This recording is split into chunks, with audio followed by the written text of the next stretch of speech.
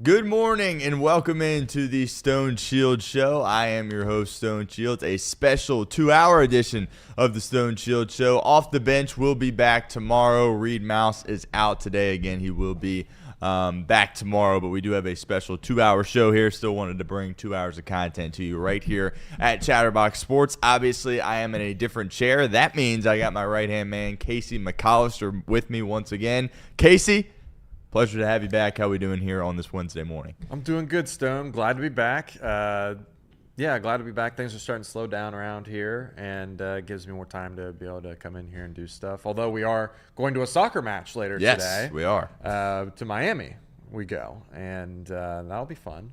That'll be lots of fun. Glad to get into the show, Stone, because I remember last time a lot of the people in the chat were saying, oh, Casey, you're being too negative. And then we kind of went on a little bit of a run. Everyone was on this high. Now we're right back to where maybe I was at maybe a few weeks ago. And maybe I'll be positive. Maybe I'll be negative. We'll see. We'll see how this show ends up going. But I'm excited. Yeah. We certainly are looking forward to getting your thoughts here on the Bengals, and we will do that in a second. Have a loaded show here at this point. We do have two guests coming in, Craig Sandlin and Paul Fritschner, are going to be stopping by. Looks like the graphics case, I don't know if I updated those, but on the crawl there at the bottom. But we got Paul Fritschner and Craig Sandlin will be stopping by. Xavier basketball, college basketball with Paul. Certainly looking forward to that. Really excited about that. Craig Sandlin, of course, will stop by and talk Cincinnati Bengals with us on the show. We'll have our college football top 10 as we always do on Wednesday mornings. We'll go back and forth with Casey as it relates to the Cincinnati Bengals and a buy or sell segment to end today's show. So 2 full hours here at Chatterbox Sports. Appreciate everybody for being with us and certainly looking forward to the next 2 hours. Let's start here with some Cincinnati Bengals news. Obviously, the Bengals lose at the Jets, heartbreaking fashion, sky's falling, whatever you want to say. Worst loss that I can remember since the 2015 playoff loss in the wild card round against the Pittsburgh Steelers at home when A.J. McCarron was playing quarterback for you. I think this is clearly the worst loss in the Zach Taylor era. And I think, on the heels of the Thursday night game against the Pittsburgh Steelers, it was, we can generate some momentum here going into the bye. There's a real possibility that we can fire off 3 consecutive wins going into the bye. Obviously, that comes crashing down with the loss to the New York Jets. And then you begin to have questions about, okay, how do you approach the trade deadline? Now that you lost to the Jets, it's like, do you kind of have to stand pat and not be aggressive, right? I think if you win that game, it's like, we can maybe add a piece here. We could add a safety here. We could add a pass rusher here. And now you're kind of stuck in an awkward spot where it's like, well, now you look up and you have 5 losses. You already lost the draft pick with the Joe Flacco trade. Can you afford to go out there and do it? And a name that we threw around a lot here on this show and here at Chatterbox was Kyle Dugger. Kyle Dugger, the former safety for the New England Patriots. He had a really good career under Bill Belichick and Gerard Mayo. But then, of course, Mike Vrabel comes in. It's a different system. It's a different scheme. And he's kind of been resorted to a backup. And this is a guy that just last year signed a 4-year, $58 million deal with the New England Patriots. And they move off him yesterday, and your arch rival, the Pittsburgh Steelers, went out there and make a move for Kyle Dugger. They only had to give up a 6th-round pick in the process. Dugger in a 7th going to Pittsburgh, and New England receiving just a 6th-round pick. You have that extra 6th-round pick, by the way, when you're talking about the Cincinnati Bengals after the Joe Flacco trade. And, it kind of frustrated me when I saw this news. I just kind of thought it was brutal, to be completely honest with you. But I probably would have been more frustrated had you won the game against New York and then this still happened. Because that's a move you can make, right? A day 3 draft pick for a guy that has been a quality starter in this league for quite some time, 4-year, $58 million deal. And, of course, New England is paying much of his salary here. Pittsburgh doesn't have to take on much of that salary. So that's kind of a situation where Pittsburgh's like they're allocating all this money on defense, but their defense flat out stinks. And they're like, we got to get better here. Right, we got to get better here, and they make the move going out there and trading for Kyle Dugger. It's unfortunate, especially since he goes in your division against a team that currently is the number 1 team, of course, in your AFC North division. Bengals did make some moves yesterday. Mike Pennel, defensive tackle, was released. He's appeared in all 8 games this season for Cincinnati, and I don't know if it's official yet. I think he's probably going back to Kansas City. Again, he's appeared in all 8 games, and we haven't really called his name at all, right? He hasn't done much at all, and they had Shaka Hayward and Matt Lee. Those guys go to IR, so those moves kind of make you think like, okay, maybe a move is coming, and we'll see if they sign somebody later this afternoon. There is space now, but obviously, not ideal for Cincinnati to miss out on a guy like Duggar. But again, can you really blame them after the loss to the New York Jets? Casey, I do want to get your thoughts on that move from Pittsburgh. Again, I'm probably a little bit more frustrated with the move if the Bengals had beaten the Jets. And I'm like, you should have went out there and got him yourself. It was only a 6th-round pick. You have an extra 6th-round pick because of the Flacco trade. What was your reaction to that? Were you frustrated with it whatsoever? Do you think the Bengals are kind of in a spot where they got to stand pat here at the deadline? Yeah, I mean, this was a move that I think is like any team, not just the Bengals, should have been interested in making this move. Just for the fact that, like you said, it's a 6th-round pick. I think they swapped a 7th, right? So you're not losing like a player in the draft. So you're just moving down spots. The Patriots already paid a lot of the money up front on this deal, so it just makes more logistical sense the more you kind of talk through it. He's 29. I can understand why some teams would shy away from that because he's been kind of trending downward in his career. But if you were able to get a jump start on that, just a new change of scenery, maybe you salvage some of that career a little bit of his. And one of the things, too, that just for the Bengals' sake, I mean, the dude can play in the box. He's a sound tackler. That's something that they really need. I think that they need a guy that's 225 and can just plug in holes in the run game. And that's just something that feels like a no-brainer to me. To me, it feels like a no-brainer. It should have been a no-brainer for the rest of the league. Kudos to the Pittsburgh Steelers for trying to address their holes on their roster as they fight for the AFC North. And I think that's really what it kind of boils down to, Stone, is are the Bengals going to try to compete and try to win the AFC North? And I just don't know if they have if they would have won against the Jets. I don't think they make a move just because they're the Bengals. They probably feel like, oh, we've got the guys that we need to go out and do it.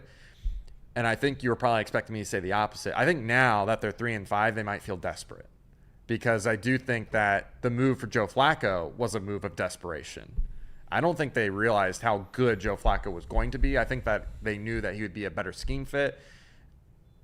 I don't think anyone realized he was going to, go out there and be borderline elite with this offense. And I know it's a lot of just feeding Jamar Chase, but that's kind of what, this offense is, Jamar Chase and T. Higgins. So I don't blame him for that. But regardless, I guess what I'm trying to say is I do think despite them not making the move for Kyle Duggar or Keon White or whoever, I don't think that means that they're completely out of this race. I do think that there's a chance that they can make a move. And I don't think they would have if they won. I don't think they feel the sense of urgency to make this roster any better if they didn't lose to the Jets. Now, I'm not saying I'm glad that they lost to the Jets. No, that's not what I'm necessarily advocating for. But I don't think it's as hopeless as people are making it out to be. I don't know if it's going to be the move that we want them to make. I don't know if it's going to be like some... it's not going to be the kid from the Jets, the defensive tackle, Williams, I think. I don't know his name, but it's not going to be a guy worth a 2nd or a 3rd round pick, but probably some veteran leadership, right? That's what they've been saying this whole time is that they need some sort of leadership to stand up and lead this defense. I think there's a chance for that. I think there's a chance for them to trade away a 6th or 7th round pick still. I just don't know who that would be yet. I haven't really dove into the who's out there in the world. Kyle Duggar was definitely one of those guys I think made a lot of sense, but it's a lot of money tied up too still. I mean, through future years that, they probably didn't feel comfortable with. So if anything, it's going to be a guy that's on the last year of his deal, maybe a year. And they're going to look for some guy that's been in the league for a while. I don't think they're going for some sort of young talent. And yeah, I mean, I that's how I feel about the trade deadline. Going back to the Jets game, and I knew how bad the defense was, and I know I was ranting, and it was a bit of me just being silly and not giving real analysis on how bad the defense was, but you saw it on display. I don't think I need to kind of explain to you how poor they are at tackling, how poor they are in coverage, how poor the defensive line is at getting pressure. They had, I think it was one pressure at halftime and zero, or they had one pass rush win, whatever that means. One quarterback hit, and it was CTB. Yeah, and it was Cam Taylor-Britt. And I'm pretty sure, even when they did get pressure, like the Jordan Battle blitz, it burnt them. They scored a touchdown off of that. It's like they can't ever find ways to get home to the quarterback. Even when they blitz, it seems like it backfires in their face. They can't do anything right.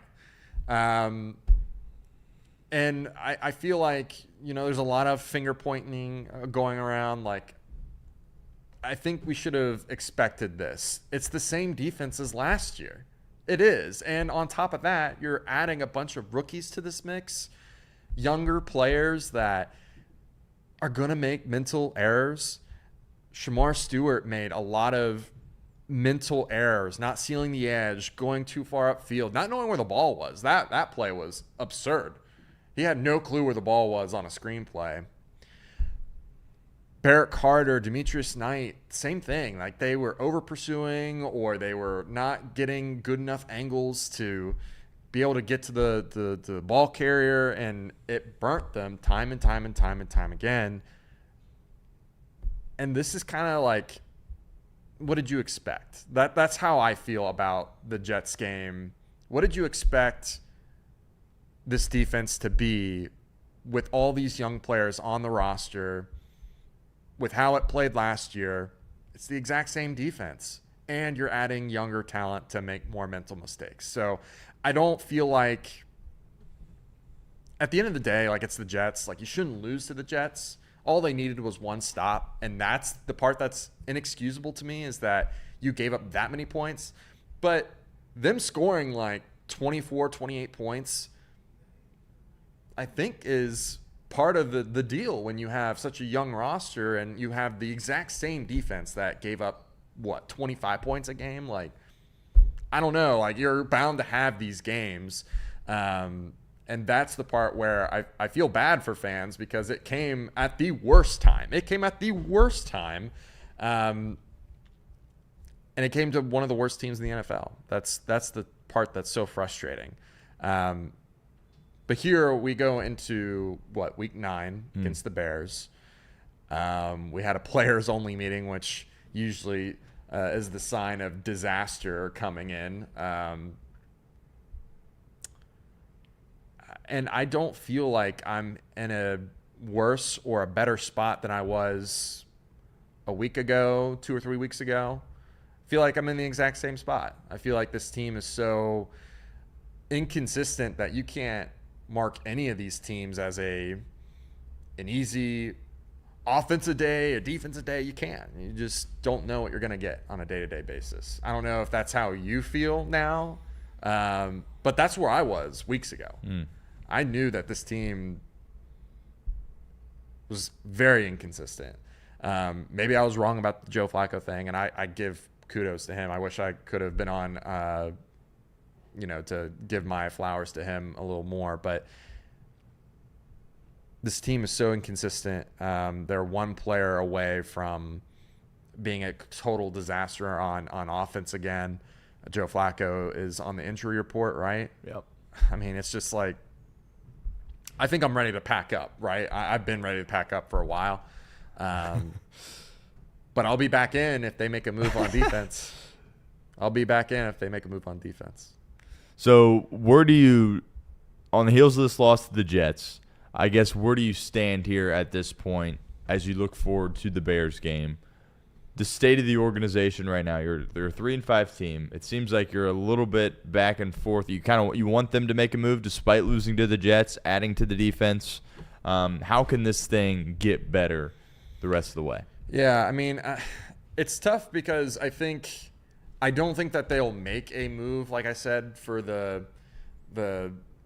second round, third round type of caliber players that are stars, going to be instant impact guys.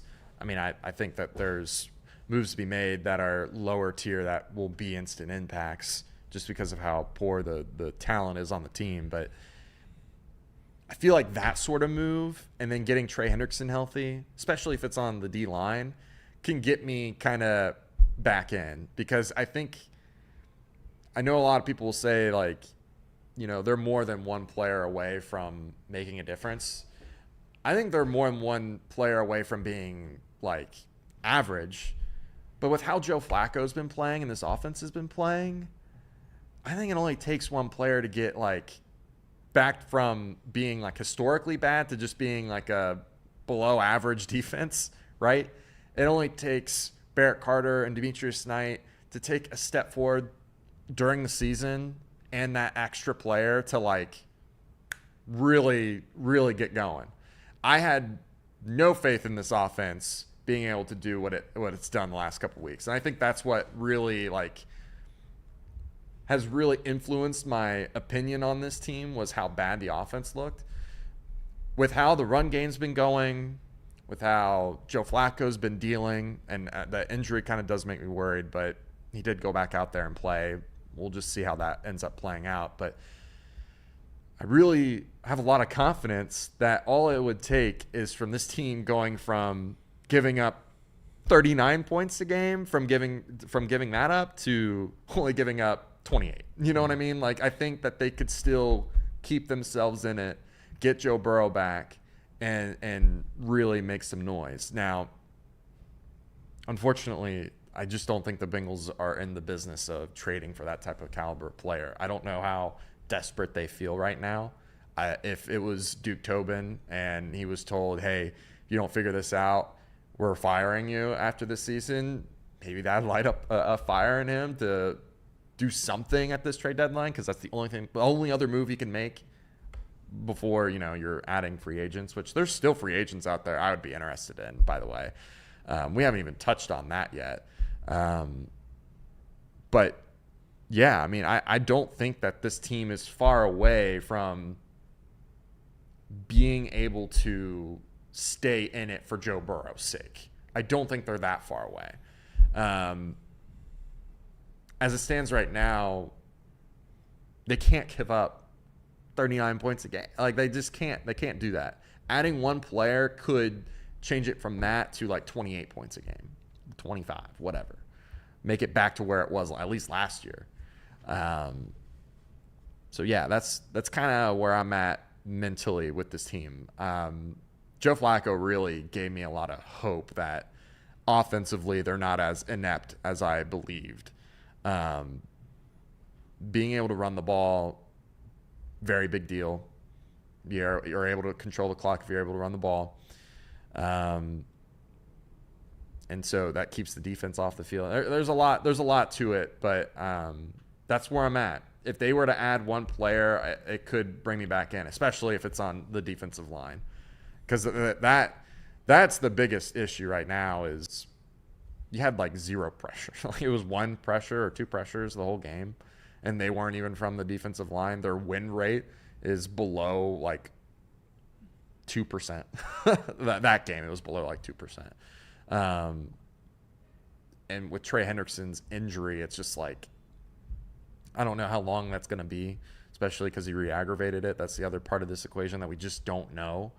If he comes back, then it's like, yeah, let's give this one last hoorah, right? Because you already know defensively, like, if you want this to be better than what it is now, it's going to probably take a long time, a lot of different players to come in to fix it.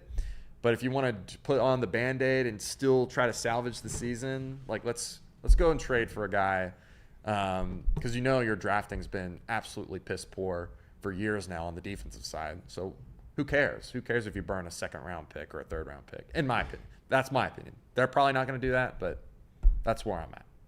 Yeah. Is there one guy on this defense where you look at it and say, okay, he could be potentially a foundational guy for this team going forward? Because, I mean, yeah, even if you do blow it all up, like you literally can't cut every single person.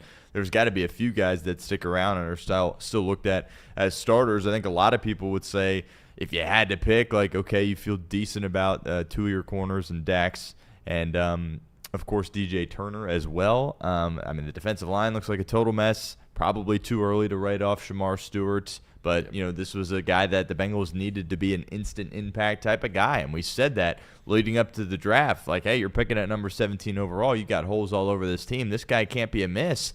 And if you need to go with a safer option to make sure that, you know, he's got a higher floor than another guy, go do that. And that's not the move that Duke Tobin and Zach Taylor opted to make. They took a guy that had a really low floor but also a really high ceiling. And who knows, maybe he can turn into some player that is productive down the stretch. But they needed him early and often here at the beginning of the year, and he looks like a non-factor out there. Is there anybody on this defense where you look at it and say, okay, like he can be, you know, on our team as a starter in 2026 and beyond? I think the short answer is no. I think it's no. But I when you say build around, there's not a star to build around. Yeah. I think there's still pieces there that makes sense for the long-term future. Like you said, I think the Dax Hill and the DJ Turners of the world, they make sense, right? I think that they can fill the needs of this team moving forward at their specific spots, being like the slot corner, the emergency boundary corner that Dax Hill can be, DJ Turner being a solid 2, maybe a 1. We'll see. I'd like to see more before I can crown him as the true number 1 corner. There's just nothing there on the defensive line. Like, you just kind of have to hope that Shamar Stewart takes a step forward, I think, if you're looking at anyone. But even so, like, we kind of knew, like, worst case scenario, it was going to be a project and that he would maybe give us some disruption in the run game. He hasn't even really been that.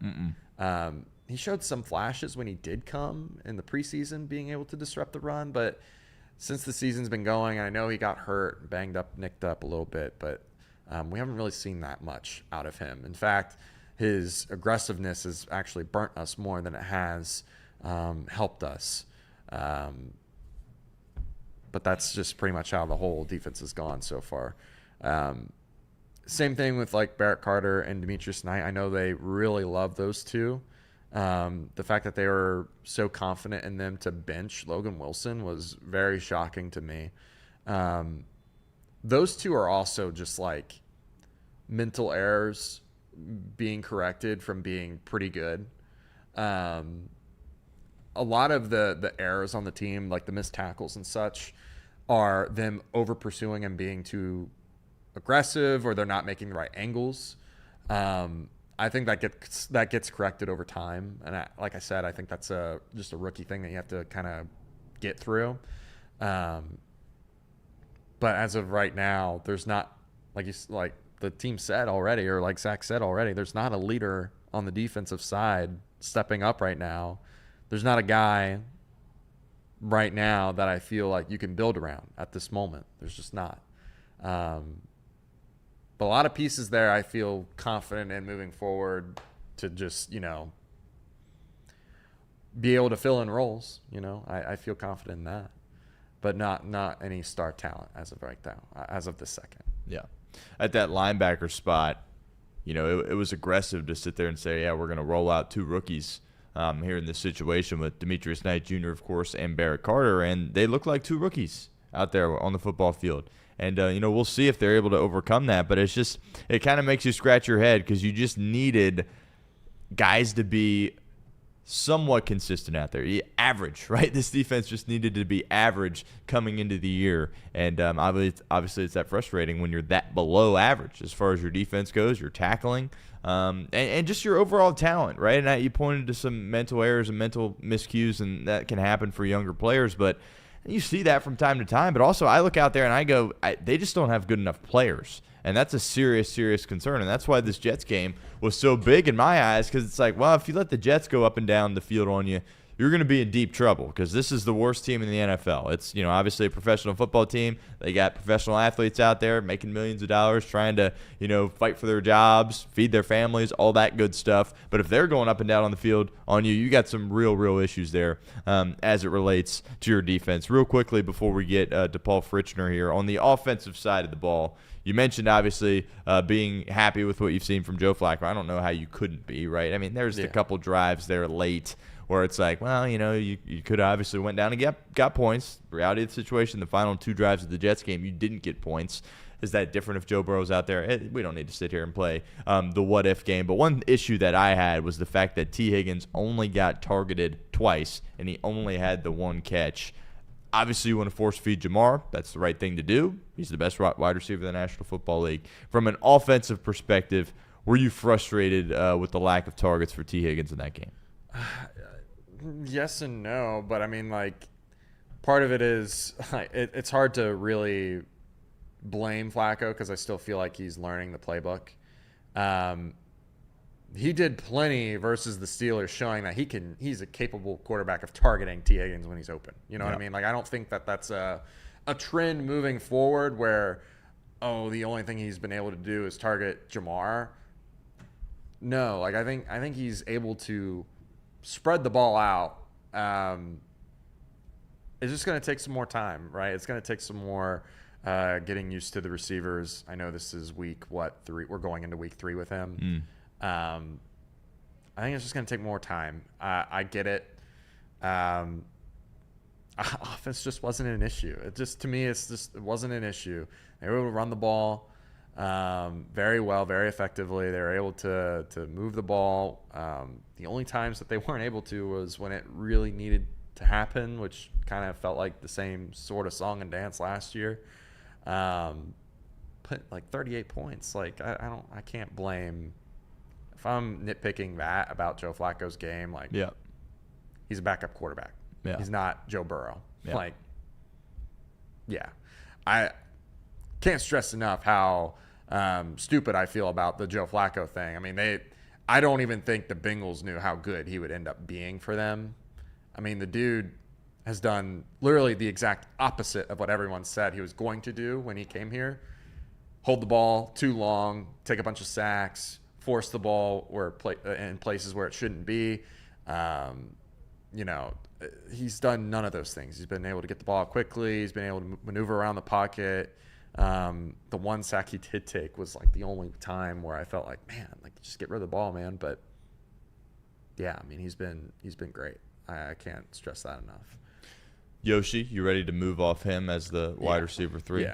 Yeah, I am. Mitch Tinsley needs to get the ball from what we've seen in just that preseason run. I don't know what they're thinking. I mean, I think I saw this today on a tweet.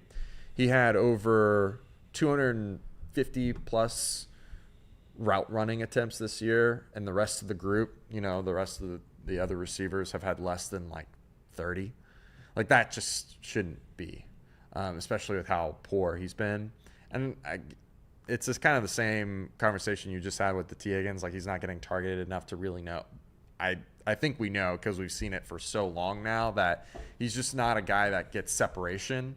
And if that's the case, he needs to be a guy that can catch the contested passes. And he's not doing that either. So let's get you out of here. Let's see a guy that we saw make fantastic, marvelous catches, Mitch Tinsley. I mean, He was just back shoulder, high pointing balls and things like that all throughout preseason. I want to see what he can do, because I think that you get that dynamic too. You can find a receiver 3 that's just out of this world too for that position, receiver 3. I mean, it might unlock another cog to this offense where they're just completely unstoppable. Who knows? But leave no stones unturned is the phrase that I would use. We did that on the defensive side. We've seen all the young guys. There's not a lot of stones left unturned there. Got to do the same thing on offense. Yep, absolutely, and I think that's something that needs to be addressed there as well. I think, we've all seen some good things from Yoshi and his ability out there on the football field, but again, it's a 6th-round pick, and he's out there with a backup quarterback. It was Jake Browning. Now, of course, it's Joe Flacco, and, there's some things that you see from him in his performance that say, you know what, let's look somewhere else. Again, he was a consistent guy for you last year. 3rd down, red zone, checked off a lot of boxes for you, and that really helped kind of elevate your offense. And unfortunately, this year it hasn't been that way. And some defenses are going to be in spots where it's like on this particular down, we saw it on the last play of the game for the Cincinnati Bengals, obviously, before the kneel downs for the New York Jets, where it's like, yep, they're going to take away Jamar, they're going to take away T. What is somebody else going to do? And I think in that situation, you really felt the lack of Mike Gesicki for the first time, I would say. Obviously he's out with that pec injury, and I think, he's a guy that was a reliable guy, a 3rd down guy, kind of a security blanket type of guy. And if you're going to sit there and double T and Jamar, somebody's got to step up, whether that's a Noah Fant, whether it's a Drew Sample if he's out running for a pass, a Tanner Hudson if he's out there, a Yoshi. And, I think you have some guys at the back end of that wide receiver room that have some talent. We can have the Jermaine Burton conversation a little bit later. But, you're sticking with the guy that was a 6th-round pick. Now, obviously, Mitchell Tinsley, it's not like he's some high draft pick. But I think he's shown you some good things. Everybody was raving about him in the preseason. And obviously people were really, really excited about that. And, he hasn't really gotten enough snaps out there. And they continue to put Yoshi out there for 85, 90% of the offensive snaps. And he hasn't really, elevated your offense. Now, you can make the argument he won the game against Pittsburgh, right? That, that seam shot there, that was a beautiful throw from Joe Flacco that he was able to catch while he took a shot. It was a big-time play. But I think, you're ready to kind of see a little bit of a switch up there because you've seen so many mistakes when it comes to Andrei Iosivas and his performance there out on the football field. And from a run game perspective, that has improved. Obviously, for Cincinnati, Chase Brown has been opened up a little bit more. Be interested to see how that looks against the Chicago Bear defense there as well. By the way, Bengals should be able to continue to score points against the Chicago Bears this coming week if Joe Flacco, of course, is able to go with that shoulder injury and looks like himself. But I think the shift, and Zach Taylor, this is something he does deserve some credit for, is the shift of, okay, you know what, we're going to have to make this more of a 50-50 backfield, more of a 50-50 split for Samaje Perine and Chase Brown there as well. And Samaje, that appears to be, one good thing. I'm not going to sit here and really give Duke Tobin any credit because he deserves a lot of criticism for where this season is at here at this point. But the Samaje Perine signing, that was the one thing that was like, okay, that appears to be a good move for Cincinnati, what he's been able to do on 3rd down, a pass protection standpoint, and, obviously has done some stuff as a return specialist there as well for the Cincinnati Bengals, and he appears like he hasn't really lost much of a step there as a running back here in the National Football League. Samaje Perine, I think, appears to be a good signing, but, when you look at the defensive side of the ball, and we'll get into this more with Craig Sandlin later, because something that, I've noticed is here this past week, there's been buzz and chatter about Duke Tobin, being a guy that should be on the hot seat, being a guy that, should borderline lose his job, right? But I think last year it was kind of split in half, where it was like, is it Lou Anarumo and his incompetence as a defensive coordinator, or perceived incompetence, I should say, or is it you just don't have enough talent because you didn't draft the right guys, you didn't sign the right guys in free agency? Now you're sitting here and all these Bengal fans are looking around at Indianapolis saying, you could argue they're the best team in the National Football League. Okay, this clearly is not a Lou Anarumo issue, and of course, you had the success with Anarumo defensively in 21 and 22, and now it seems like everybody is on the side of, we have a serious issue here as it relates to the personnel, and that obviously is what Duke Tobin does. We'll talk about this, as I mentioned later, with Craig Sandlin about would they actually make a move. This is a guy that's been here since '99 as the director of player personnel. He kind of, it's kind of very much a mom and pop run business, right? The Cincinnati Bengals, and he kind of has been a part of it for such a long time. Would the Brown family move off him? I don't know, but we certainly will have that conversation as we progress. Do we have Paul Fritschner case? I'm currently talking to him. Currently talking to him. Okay. We'll talk a little bit here about the Cincinnati Bengals. We'll work through exactly what is going on there with Paul. Looking forward to talking to Paul, by the way, having him back on the show. Obviously, if you've been a supporter of Chatterbox for quite some time, you're very familiar with Paul Fritschner. He does a tremendous job covering college basketball, and he's really getting ready to kind of get into the swing of things here at this point. He is the host of the Rebound Rundown. It's a great podcast. Also has a YouTube page up. He's going to be doing some play-by-play stuff in the college basketball landscape as well, and I believe he is here and he is ready to go. So let's welcome in our first guest of the show, Paul Fritschner. As I mentioned, host of the Rebound Rundown, college basketball analyst, expert, guru. Paul, appreciate you stopping by, brother. Stone, can you hear me, man? I can. I got you loud and All clear. right, fantastic. Well, I just want to say, like, you can see, I got this whole like fancy setup here and everything, and I'm on my phone because I don't know what's going on with vMix, but I'm not going to keep you waiting anymore. I don't know what's going on there, why I can't connect this camera, but I'm good to go. It's great to talk to you, Stone. It's great to have college basketball back in our lives a few days away, and let's talk hoops, man. Let's do it. And let's start with Xavier. We'll talk about UC and some other Ohio teams later on in this segment, but I do want to start with Xavier, obviously a team that you have covered very closely for several years now. And I want to take you back in time a little bit, and then we'll kind of look at kind of the outlook of the roster here for the Muskies in this 2025 season. But Sean Miller obviously left. He left very quickly after the game against Texas, funnily enough, in March Madness. His second stint, obviously, at Xavier. He was here for a while, left for Arizona, came back. Now he's leaving again. I guess, what is your immediate reaction, if I take you back in time, to his departure? And how would you, I guess, summarize the second Sean Miller era at Xavier?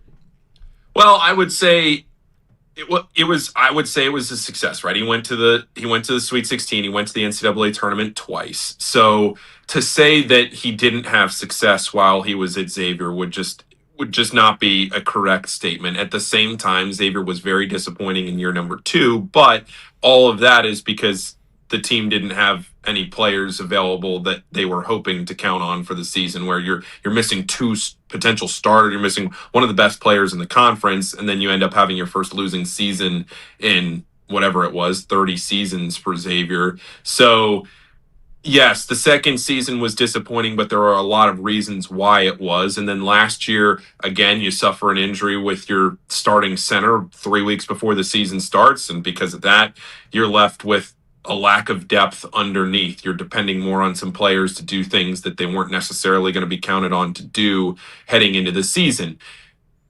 Going into the offseason, I would say that the way everything went down, I think caught a lot of Xavier fans off guard. Sean Miller was here once, he was here again, and then he left to go to Texas. But if you look at the landscape of the SEC, I think he felt like he would have a better, quicker opportunity to make the Final Four going to the SEC and going to Texas than he was going to have at Xavier in the Big East. That's his opinion. That's what he believed. That's what I'm sure he believed, and why he went down to Texas. That it was going to give. I mean, he's also not young, right? I mean, he's definitely in the later stages of his career. I'd be shocked if this is not his last job in college basketball. I can't imagine he goes anywhere else. So, if you want to make a Final Four, a lot of his peers, a lot of guys around his age, Sean is regarded as one of the better coaches in the sport, but the one thing he hasn't done is make a Final Four. And to me, I thought that was why Sean Miller round 2 at Xavier was so perfectly aligned, because, this is going to sound very dramatic, Stone, but to me, it always felt like LeBron coming back to Cleveland, right? Yeah. That he was going to come back. LeBron wanted to win the city a title. The city needed a title. Now, LeBron had won one in Miami, so it's a little different, but he's coming back. He gets Xavier to a Final Four. And then if he decides to go somewhere else to finish his career, so be it, right? Nobody, I think, would have held that against him. But he leaves after 3 years, and the one Sweet 16 in year 1, not as much success in years 2 and 3. And all of a sudden, the program has to do a reset. I think that's what caught a lot of people off guard. And now you have Richard Pitino as the head coach, who runs a very similar offensive style, but a very different defensive style. And they're very opposite coaches as well, personality-wise and everything else. So that's the dynamic of the offseason, Stone. Maybe a little more than you asked for, but that's what's gone on over on Victory Parkway the last 5 or 6 months. And as you mentioned, obviously Xavier now turning the page to Richard Pitino's son of a legend, right? His dad is in the Big East now at St. John's, so that'll be certainly a very interesting storyline as we progress through this season. Pitino, only 43 years of age, but has a bunch of head coaching experience. He was at FIU and then a long run at Minnesota. That didn't necessarily end, I think, a lot of the way a lot of Minnesota fans certainly were hoping, with some lack of success on the basketball floor. But then he goes to New Mexico, and pretty solid years there at New Mexico. Makes the tournament the past 2 years. What can we expect during the Richard Pitino era? And you kind of alluded to similar stuff offensively, very different defensively. What exactly will he bring to Xavier? Yeah, I think this year there will be growing pains this year. There's no doubt about it. I expect Xavier to have a difficult season this season, but going forward, I think for as long as Richard Pitino is at Xavier and as long as he's given the resources he needs to succeed at Xavier, he's going to have a successful tenure as the head coach. And the question is, can Xavier get their NIL to a place where it needs to be to succeed? Because right now it's not. Quite frankly, their NIL situation this year was nowhere near where it needed to be to set him up for the best possible success that he could have had. But from what I've been told, they're correcting some of those issues going into next season, and that this upcoming portal session should be better than what they went through this year. Now, that's not to say there aren't pieces on this team and that there won't be exciting moments this year. But I think anybody that has heard or followed or seen anything through the offseason of this particular year's Xavier team can expect some growing pains. But Richard Pitino is a very engaging personality. He's very witty. He's very sarcastic. He's a Pitino. And because of that, I think Xavier fans, as they get to know him and get to learn his style both off the court and on the court, I think they'll appreciate the kind of person he is, the kind of coach that he is, and hopefully he has the success to match it. From a roster perspective, Xavier literally lost everybody. Obviously, they lost their head coach, but they lost basically their entire roster, right? Marcus Foster, he's gone. Fremantle, Jerome Hunter, Maddox, Davian McKnight. Conwell transfers. He's at Louisville. And then Dalen Swain, he goes to Texas and follows Sean Miller. So it's a completely different team from a personnel perspective. How difficult is that going to be to replace all those players, and what can we expect this team to look like? I don't want to say it's impossible, Stone, but it might be impossible to replace an entire team. Like, it's just so hard. Yes, you can say there shouldn't be a rebuilding year in the portal area, but you got to have at least somebody to build on. These teams that are so good have players. Look at Purdue, Trey Kaufman-Renn, Braden Smith, guys coming back to that team that have been there for so long. Houston, returners. UConn, Alex Caravan is still there. Solo Ball is still there. St. John's, Zuby Ejiofor, still there, right? So you have players all over the place that are coming back to college basketball because they're incentivized to come back, maybe making more money than they would in the pros. Xavier doesn't have anything coming back. They have Roddy Anderson, who redshirted last year, actually played against Pitino in the Mountain West a few times, but they don't have a single returning point. They don't have a single returning minute on this team. So it's tough. It will be a tough season. There is no doubt about it. But that's, again, I go back to, that's not to say there won't be fun moments. I do think this team is good enough to get a win or two throughout the season where you go, whoa, where'd that come from? Right? Like, I'm interested to see how these pieces fit together, because I think the play style of Pitino kind of contradicts the roster that this team has been, how this team has been assembled. Like, he wants to play really fast. He wants to get out and transition, but it's a bigger team. They don't have a ton of ball handling. So I wonder if turnovers are going to be an issue for this team. That's one thing I'm keeping an eye on. Let's talk about these transfers, some of these guys specifically. Trey Carroll, I know you're really high on him. He obviously coming in from FAU. Can he be the one, like the guy that you look to in critical moments for this team? What's the expectation there with him?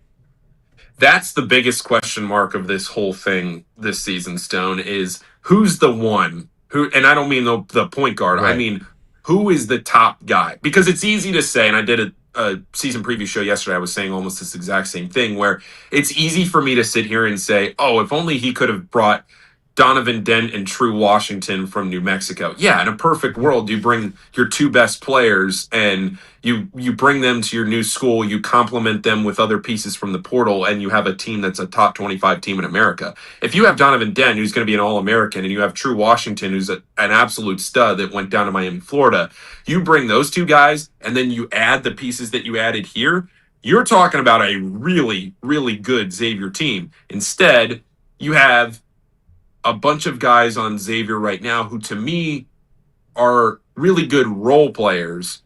But where's the top end talent? Where are those guys that when the shot clock is at 4 or when the game clock is at 6 and you're down by 1, who's stepping up to take that shot? And on a good team, you should be able to answer that question without a doubt.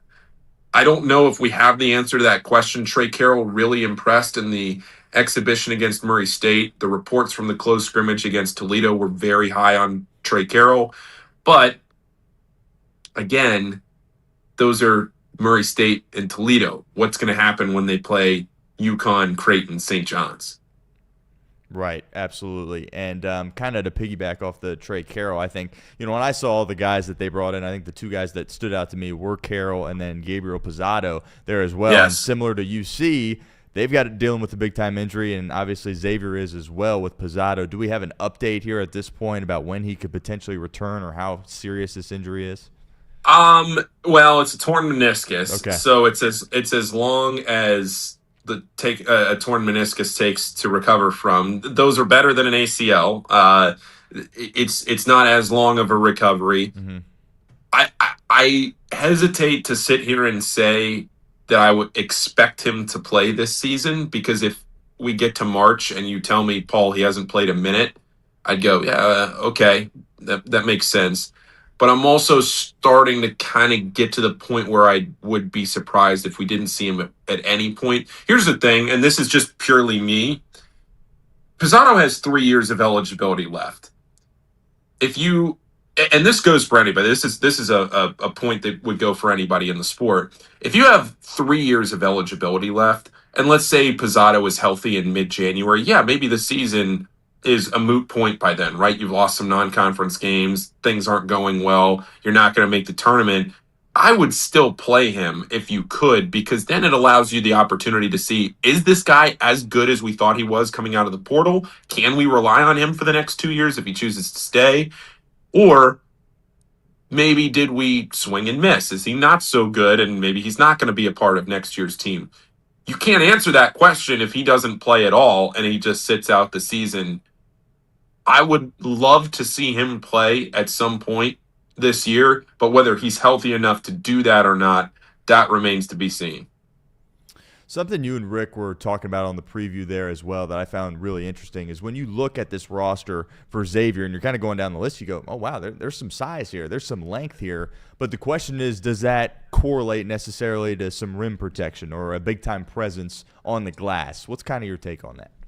Yeah, Anthony Robinson from Virginia didn't see a ton of minutes last year, right? The big highlight was that he blocked Cooper Flagg, and he's a super athletic player. He can get out and transition. I think he's the type of big that fits well in this system. I actually talked to him not too long ago about that at Media Day last week, and I asked him, what's it been like playing in this system now that you're playing as fast as you need to play? And he said, you commit to it as a coach, but then once you actually get in the walls of the program and you realize how fast you're playing, it's an adjustment.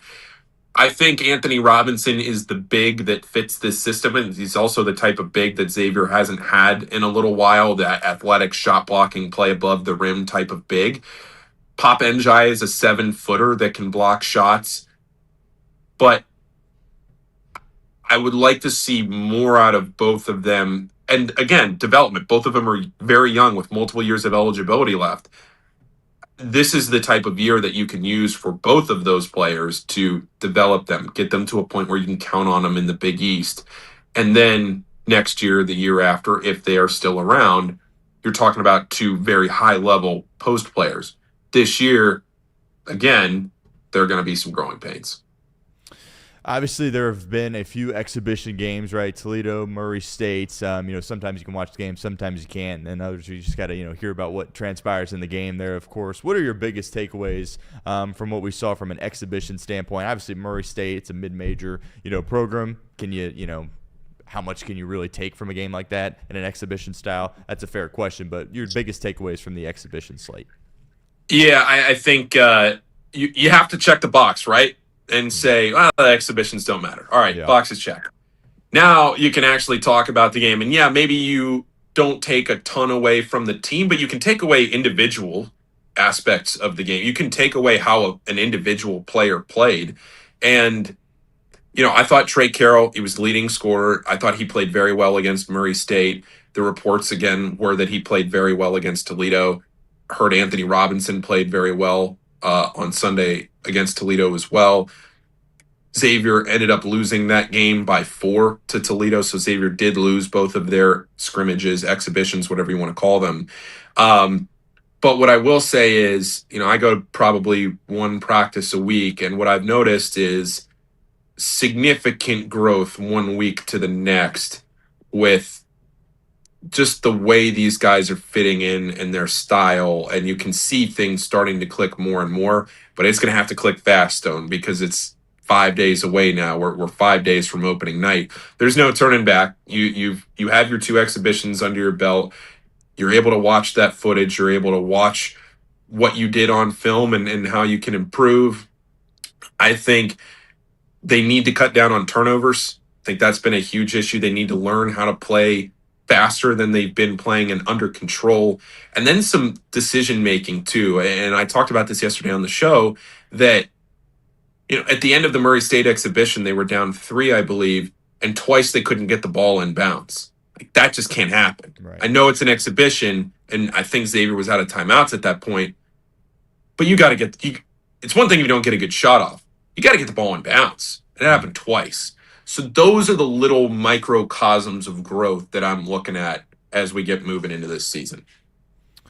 From an expectation standpoint, obviously you look at the scope of the Big East, UConn, St. John's. I mean, those are the 2 of the best teams in the country. You could maybe even throw Creighton in that mix. I know they're ranked preseason here as well. As it relates to Xavier, probably not going to be able to compete with those top-of-the-line teams. Hopefully we're wrong.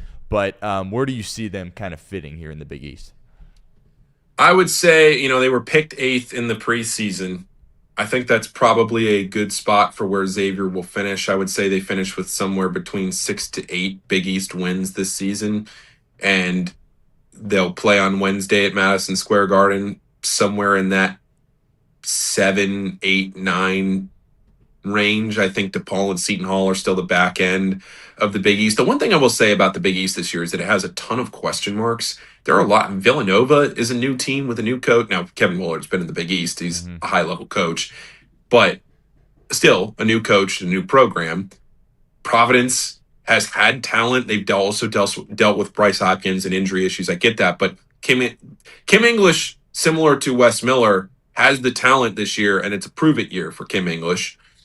And, Marquette didn't take a single transfer. What are they going to look like? There's a ton of question marks 5 through 11 in the Big East. If you told me that Xavier finishes 6th or 7th with a not so great record just because the other teams also couldn't figure it out, yeah, all right. If you told me that Xavier finished 10th because things really fell off the rails and that's just how the season went, and you have a couple of pieces that you're building for next year, I'd say, all right, yeah. I think there's a lot up in the air between 6 and 10 of the Big East. I think Seton Hall is pretty solidly 11th, but between 6 and 10 in the Big East, anywhere in there. This is great stuff. Paul Fritschner joining us live here on the show. Paul, before we let you go, just want to ask you a couple of questions here about UC Fire away. As we transition this conversation a little bit. Obviously, year 5 for Wes. Hasn't made the tournament yet. Big time year for him. His roster looks very different there as well. You got the George Mason transfer in Jalen Haynes, but now he's hurt, and he was going to be, a big time presence for this team early on. Let's talk about Tyler McKinnley. Had the season-ending injury last year. This is a guy that was at one point Ohio's #1 prospect in 2024. Winton Woods, local guy. What can we expect from him this year? You're going to need to expect a lot out of him this year. I think you are. And the Jalen Haynes injury certainly doesn't help. The Jizzle James injury certainly doesn't help, because now all of a sudden you built you spent a ton of money on this roster, and 2, there's a lot of talent on this roster. But last year's Cincinnati team had a lot of talent. At one point, we're top 10 on KenPom in early December and didn't make the tournament. I really like the non-conference schedule that West put together for this season. And when you look at Tyler McKinnley and what they're going to need underneath, and they're going to need somebody to step up They're going to need somebody to fill that void because you lose your starting point guard and you lose Jalen Haynes. That's significant. 2/5 of what you were counting on is now gone, from your starting lineup. That's huge. So can Tyler McKinley backfill that role? That's something that's a massive storyline going into this UC season. I think Day Thomas, I'd expect him to have a decent year this year. I think I'm a little higher on Day Thomas than some other people are. But yeah, I think that this is going to be it has to be for Wes. I mean, there's no doubt about it. Like, this has to be the year for him. They've spent the money. They have the talent. They have the schedule if they can win some games, and also give themselves some breathing room if they can win some of those games going into Big 12 play. Got to do it, though. Got to do it. It's a new-look team, obviously, for West. Lots of changes. He talked about them probably playing faster than they've ever played here throughout his time at UC here this year. And another guy that impacts that pretty greatly is Kerr Kriisa. And I kind of laughed when I saw UC got him, just because for me it feels like he's been playing college basketball forever. He was at Arizona, Kentucky, West Virginia. From a playmaking standpoint, how do you think he's going to fit into what West is trying to do offensively?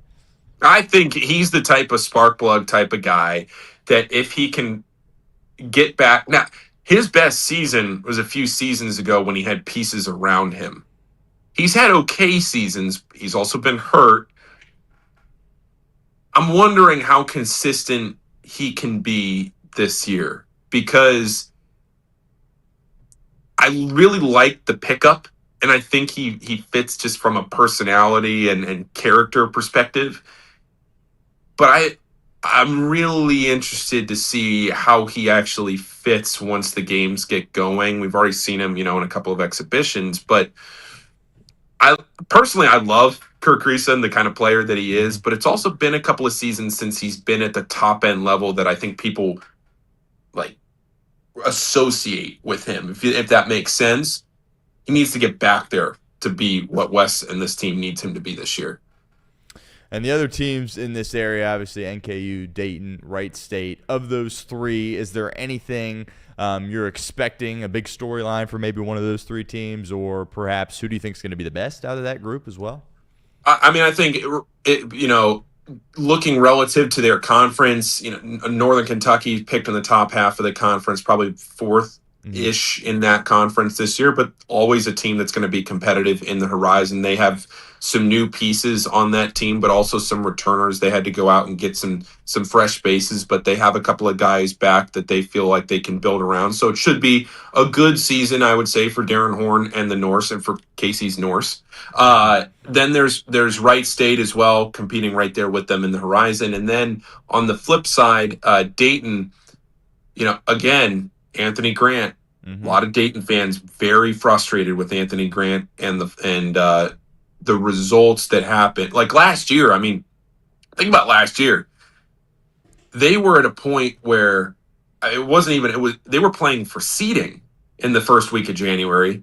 Then they dropped 3 straight, I think, in the A10 to open the year, and they were out. They didn't even make the tournament. Mm-hmm. So you get to a point where if you're Dayton, that can't happen. You can't go from being, all right, we're going to play for seeding to the wheels fell off, right? So, again, similar, Wes Miller and Anthony Grant, both of them, needing to win this year, I think.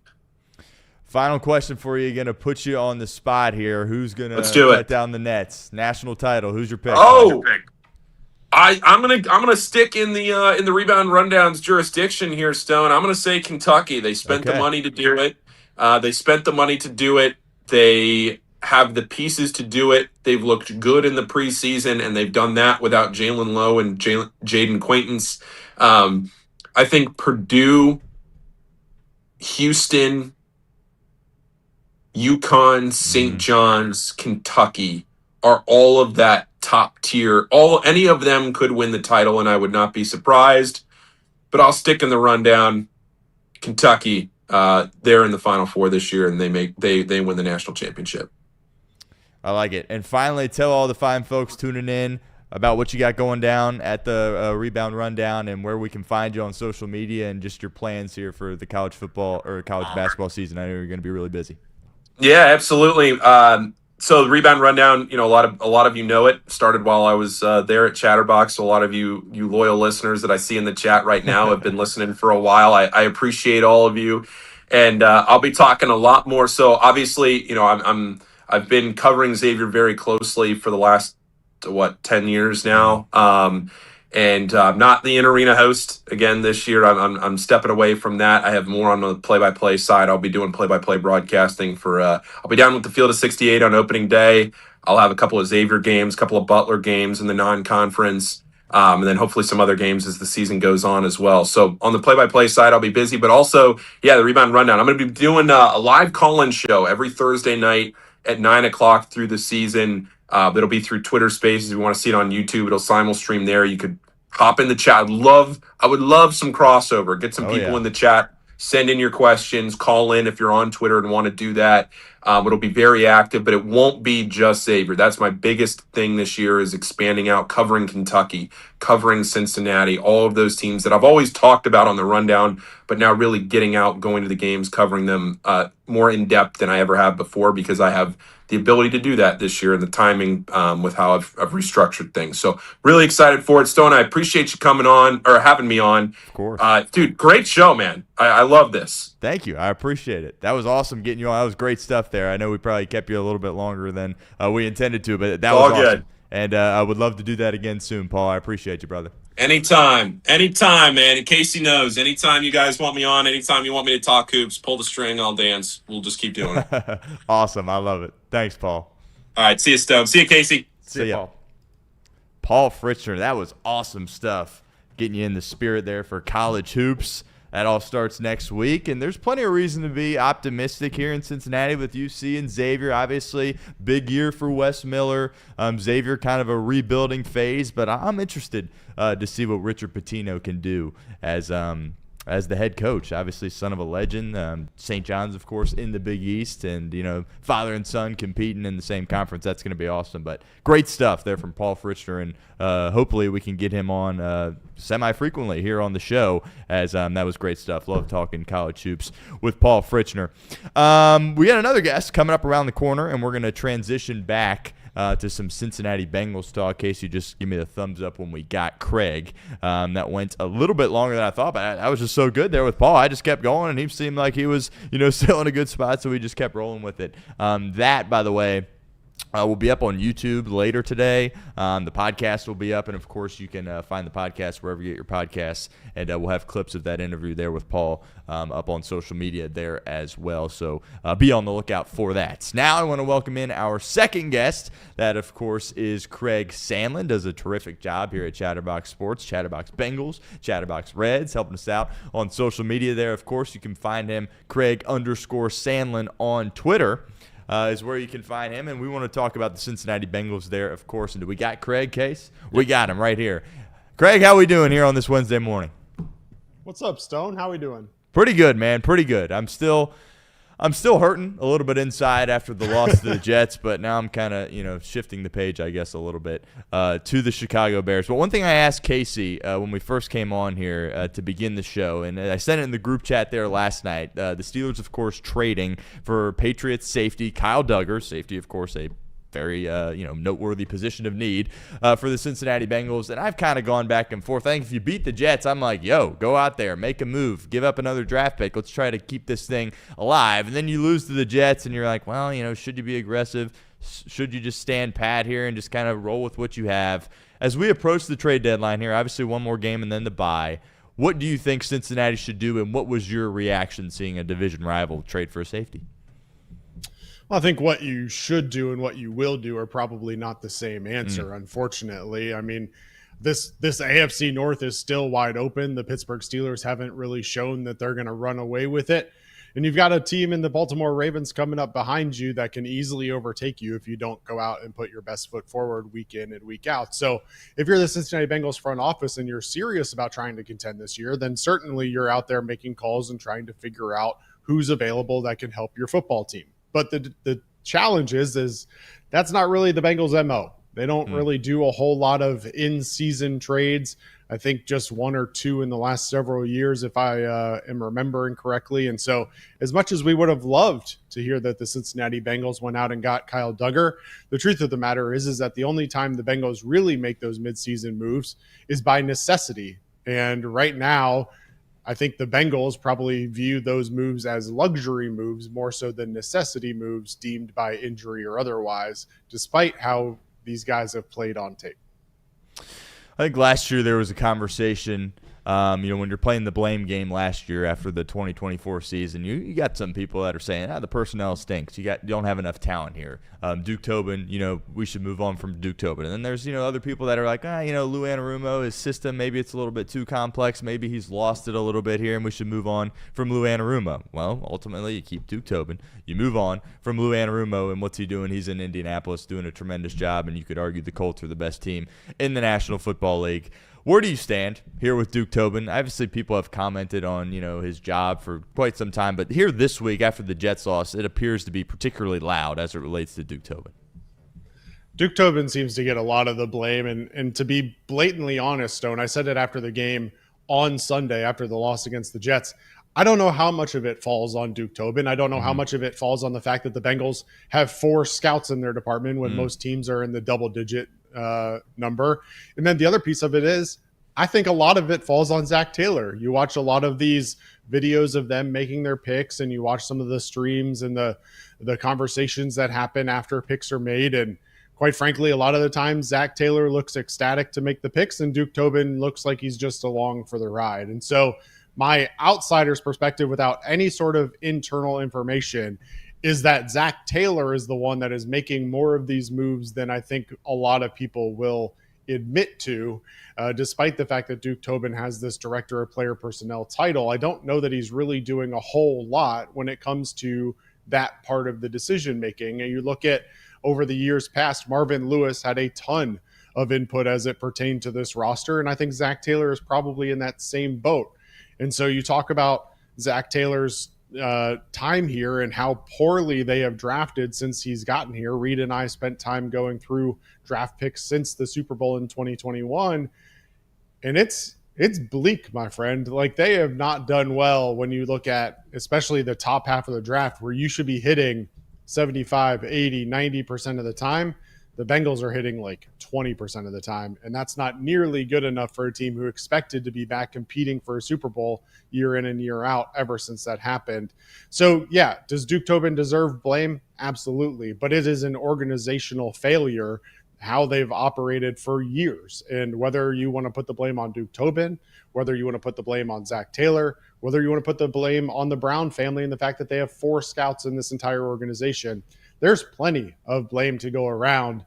And that's the most difficult part, is that nothing is going to change from that perspective, in my opinion. And so you're just going to have to figure it out. Hope that the next coach, whenever that may be, is able to evaluate better and, more importantly, develop better, because we went out and we hired Al Golden with the hopes that they could develop these young, talented players on the defensive side of the ball. And we've seen, especially of late, that development has not happened. Guys taking terrible angles towards the ball carrier, being way out of position, missing tackles. It just continues to have the same problems that we've had for years now. When you look at this defense from a talent perspective, you just you're looking there and it's like, there's not much. There's really not. I mean, you got guys that, aren't very physical, aren't very fast, taking bad angles, as you alluded to, not playing smart football. You can't cut everybody. So even if you turn the page here to 2026, a couple of these guys, even if you make mass changes, are still going to be out there. You could argue, Dax Hill, I think, and DJ Turner have shown flashes of being competent players, I think. Is there anybody on this defense that can be a starter for you going forward? Not long term. I mean, certainly there's guys like BJ Hill or TJ Slaton that could be contributors or starters in the short term that don't have to move on from them immediately. But you look at long term and where you're at, I want to give grace to guys like Demetrius Knight Jr. and Barrett Carter. I understand that they were thrust into a position that, quite frankly, is probably unreasonable to expect them to be able to come in and immediately become the player caller on defense and the leader on this defense, as Logan Wilson has taken a step back. But the truth of the matter is that they were high draft picks, and they have to be able to execute those things. And when the biggest challenge that this Bengals defense has faced is the technical just basics, then that's a whole nother issue. Like, guys should be able to come out of college and understand how to tackle a runner. Like, that isn't something that at the professional level you should have to spend a whole lot of time on. But yet here we are, the Bengals lead the league in missed tackles.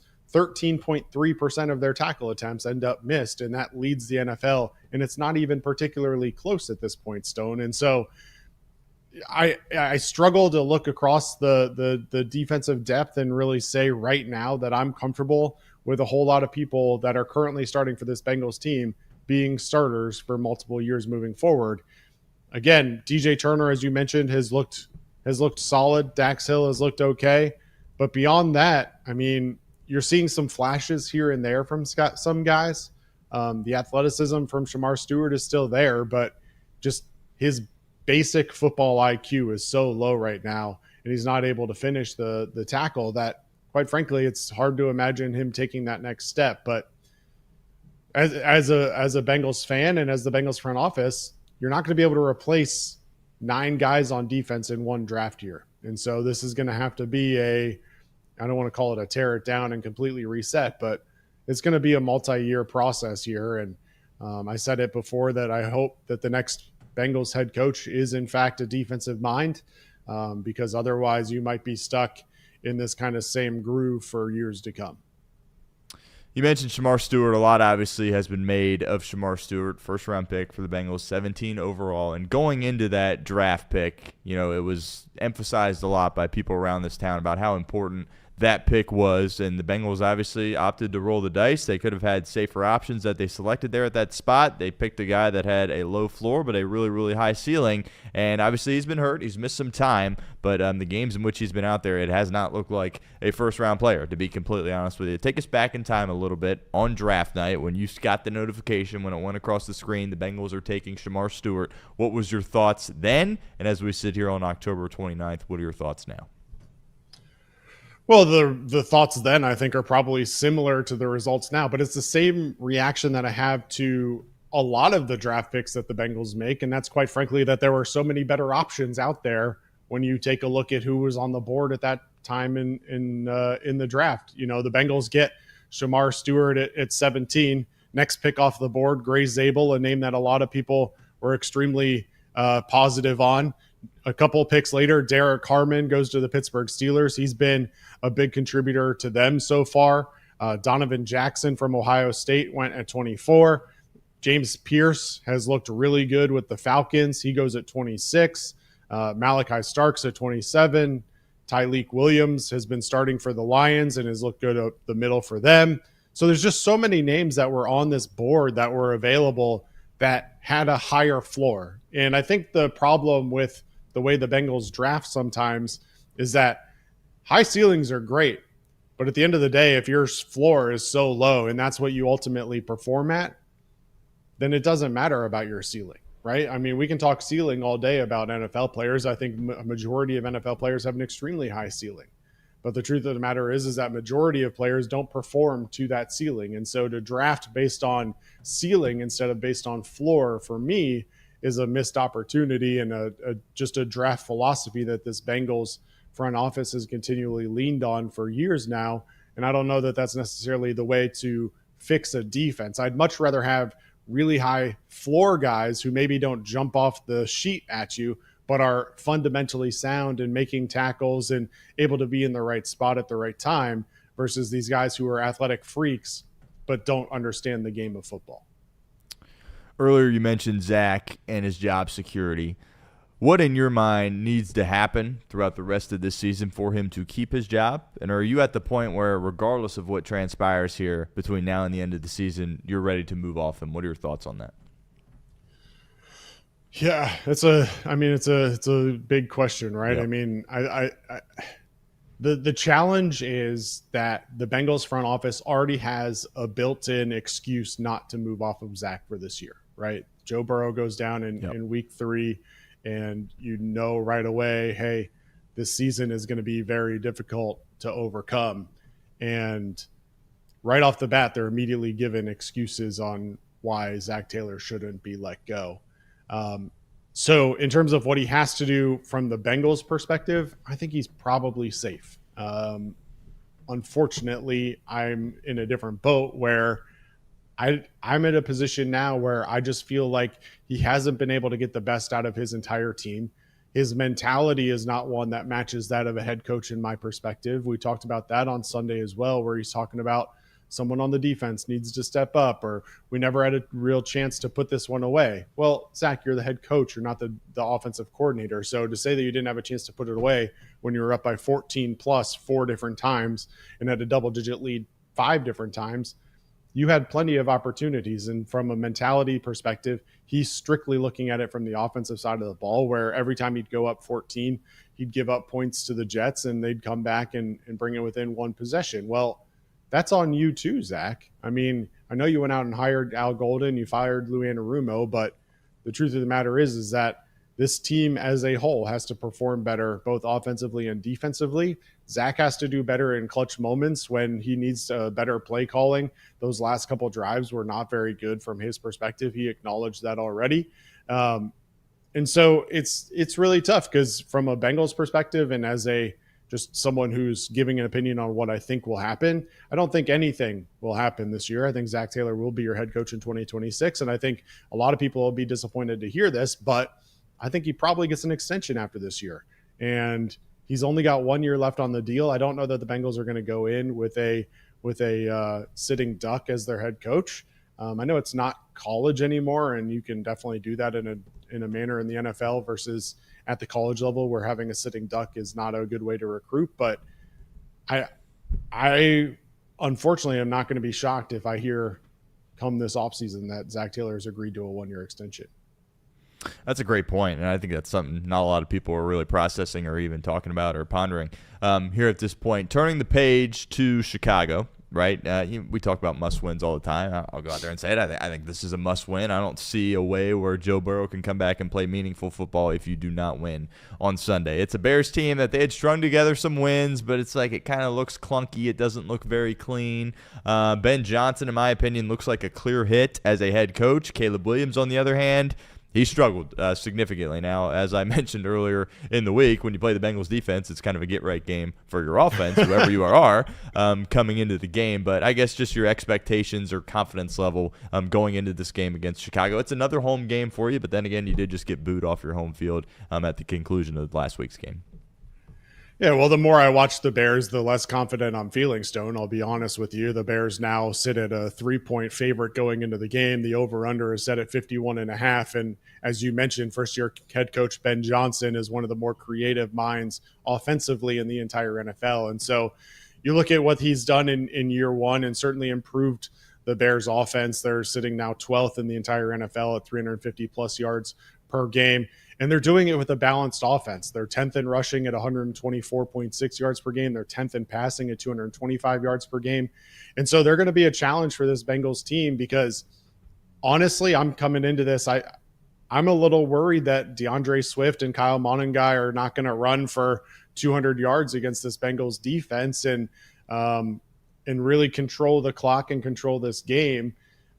Which is going to be really challenging because that's going to be the goal for both teams. Both teams are going to want to run the ball in this one. And luckily for the Bengals, they've run the ball a whole lot better over the last 3 weeks. During that time, Chase Brown is averaging nearly 7 yards per pop over the last 3 games. So they're getting right in the right vicinity, the right part of the game in order to make this an interesting one. But you mentioned Caleb Williams. He's got no touchdowns in his last 2 games, 2 interceptions, 1 in each of those 2 games. He's got 9 total touchdowns on the year, 4 of which came against the other terrible defense in the NFL, and that's the Dallas Cowboys. I wouldn't be shocked if we don't see a very similar line from Caleb Williams in this one where he goes 19 of 28 for 300 yards and 4 touchdowns. But I also wouldn't be shocked if he only has to throw the ball 20 times because they run the ball 30 or 40 times in this one. So it's one of those games where it's going to be difficult for this Bengals defense to be prepared because the Bears can beat you at multiple levels. Defensively, they're not great, but they're decent against the pass, middle of the pack against the pass, but they give up 143 yards on the ground. So Chase Brown finding his stride and this offensive line finding their stride at this point in the season is at least going to set them up for potential success. But whether or not Zach Taylor can lead them to a win on Sunday, I guess, is yet to be seen. From an injury perspective, the Bengals got two big ones that we're monitoring. One, of course, is the quarterback. Joe Flacco has the shoulder. Zach said he was day-to-day, was sore. I feel like that could be a really huge story because, I mean, if you roll Jake Browning out there in this game, you're in serious trouble. And Trey Hendrickson there, of course, as well. He tried to give it a go. He played in the first half. The defense looked better with him out there, but then, obviously you remove him from the equation, and it's just without Trey Hendrickson, they're nothing. And even with him, they're not much at all. Let me be very clear there about that. I guess your concern level for those two guys as it relates to their injuries, I feel like the Flacco thing probably should be a bigger deal than what people are making it. And just how big of a loss is it for Cincinnati if Trey Hendrickson is unable to go? Well, I'll start with Joe Flacco. Ian Rappaport reported this morning that he's dealing with an AC joint sprain. Okay. His status is, quote, up in the air for Sunday against the Bears. So despite that report, I still feel confident that Joe Flacco is going to give it a go. It's obviously not a similar situation that you just saw with Carson Wentz in Minnesota. I don't think it's nearly that bad, but you have to remember Joe Flacco's 40 years old, and those injuries don't heal nearly as fast as they used to. But he was able to come back into the game on Sunday against the Jets. My gut is telling me that he'll be able to go on Sunday despite the AC joint. Now, on the other side of the ball, Trey Hendrickson with his hip injury that he re-aggravated in the game on Sunday, hard to see him going, if I'm being honest. And that's obviously difficult to say when you're talking about the only person on your team who's got a pass rush win rate above 10%. But I think they're going to be pretty tentative with him coming back this year after this kind of re-injury. They're going to want to make sure that he's at or near 100% before they risk putting him back out there. So I wouldn't be shocked if Trey Hendrickson misses this week, takes the extra week with the bye, and then comes back for Pittsburgh. But I think Joe Flacco will give it a go. Final question for you, Craig, kind of a two-parter here, shifting back to the offensive side. Look, I think the world of T. Higgins. I think T. Higgins is a tremendous player, and he had lots of one-on-one opportunities in that game, and he only got targeted twice and only had the one catch. Obviously, it was a big one for a touchdown. I had a massive issue with that. I want to know your thoughts on that, and also at that wide receiver 3 spot. It's been a very hot topic here in this town. Yoshi was a great player for you last year with Joe Burrow, third down, red zone kind of guy. This year, I mean, he's struggling to catch the ball. He's struggling to create any type of separation, get open. He's out there for like 85% of the snaps, and he's not really a factor whatsoever. I guess your take on the lack of usage for T. Higgins this previous game and what to do at that third wide receiver spot going forward. Well, you're certainly missing Mike Gesicki now, aren't you? No doubt. A lot of people, I think, were underappreciating Mike Gesicki and what he brought to this offense as that kind of flex wide receiver 3/tight end. And I hear you on T. Higgins. There's no world where T. Higgins and his athleticism should only be targeted twice in a game. And I understand that, especially when the opposing team's number one cornerback is out. But you look at the stats, and Stone, I don't know if you saw this or not, but NFL's next-gen stats, obviously they have a stat around average separation for wide receivers, and the league average is right around 3 yards of separation. Jamar Chase on Sunday had an average separation of 3.44. Noah Fant, 4.44. T. Higgins, his average separation, 1.28 yards on the game. So all those one-on-one looks, he wasn't necessarily getting open. Andre Yoshivas was even worse, 1.05 yards of separation on average for Andre Yoshivas on routes run. That's not going to get it done. And I don't know if T. Higgins has lost a step or if he's a little banged up or if they just had a really good game plan against him. I know, especially late in the game, they were doubling T and Jamar to make sure that Joe Flacco was forced to go to guys like Andre Yoshivas, but Andre wasn't winning those matchups. And so you have to wonder whether or not Mitchell Tinsley will get more looks. You have to wonder about Jermaine Burton and whether or not he's going to have a chance at all this year at this point. He's obviously been inactive for every game so far this year, but you got to find something. And whether that's going out on the trade market or the free agent market, Andre's got to figure it out. Between the drops and the lack of separation, he's not giving Jamar Chase and T. Higgins defenders anybody else to worry about at this point. He had one good game against Pittsburgh where he had 3 catches, but that's really as much as we've seen out of him this year. T. Higgins has got to win his matchups. Jamar Chase has done what Jamar Chase does, but I think the other piece of it is that Zach Taylor schemes to get Jamar Chase open, easy touches, right? You see a lot of those screens. You see a lot of the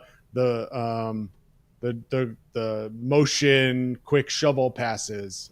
Some of those ways where they're just getting the ball into Jamar Chase's hands any way they can. I think sometimes Joe Flacco just needs to trust T. Higgins' athleticism and throw him a go ball and let him see if he can come down with it. And I understand that right now we're asking Joe Flacco to be ultra conservative and careful with the ball, and he hasn't turned it over. But at some point, you're going to have to let it loose. And obviously, T. Higgins got beyond the defender for that touchdown on Sunday, but he's athletic enough, he's big enough where against most corners in this league, he's going to be able to win one-on-one, even if he only has 1.28 yards of separation.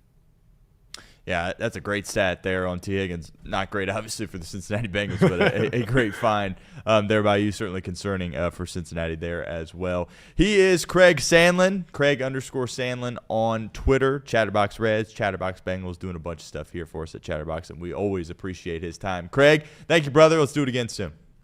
Yes, sir. We'll talk to you later. All right, see you, Craig. 2 great guests here on the showcase. Paul Fritschner, Craig Sandlin. I mean, what more can you ask for? Those are 2 elite. They are. Got to turn on my mic. Those are 2 elite guests. Couldn't done the show without them, so appreciate them coming on and giving their insight, man. Sounds like Craig it might be a little bit out on the Bengals. It's unfortunate because I feel like he's actually a pretty positive voice in our little community that we have here. I hate hearing that from him. And then Paul, I mean, he's elite. I actually had our old intro in the back. If he were to wanted to speak at all to me, I was gonna play it. We used to be called the Ham and Eggers. I don't know if you ever watched. I heard about this. Yeah. Donald Trump, he gave his own personal little intro to us. Oh, he did? The Ham and Eggers. These guys are great. Yeah. Yeah. But, I mean, great. Yeah, it was a great time. So, anywho, we talked a lot about the Bengals. Yeah. We on to college football now? Are we on to your top 10? I'm going to do my top 10 really quickly. I appreciate Paul and Craig for going a little bit longer there. The questions just kept flowing, and they looked like they were good, but I'll make sure to communicate going forward exactly how long these segments will be. I know usually a segment's only about 15 minutes, but we went a little bit longer than that with Paul and Craig, so appreciate certainly their time and hope to have both those guys back on soon, whether it be off the bench or my show as well. We're going to cruise through my college football top 10 real quick. We do it every Wednesday. I got about 30 minutes left here in the show. Goal is to do this in about 10 to 12 minutes, and then we're going to finish off with Casey McAllister. He's got some buy or sells for us, and Casey and I are going to go back and forth on that. But let's do our CFB top 10. We do it every Wednesday here at the show. Andrew Collinsworth does a tremendous job with the graphic that we put up on our social media pages, by the way. That will go up on Twitter later today. Make sure you check that out. Big shout out to Andrew for making that happen. Not a ton of changes here in my top 10 this week. Do have a few subtle changes. We'll go 10 to 1. Again, kind of like the NFL, not very many changes in the NFL this week as it relates to my power rankings there as well. But the 2 teams right now on the outside looking in for me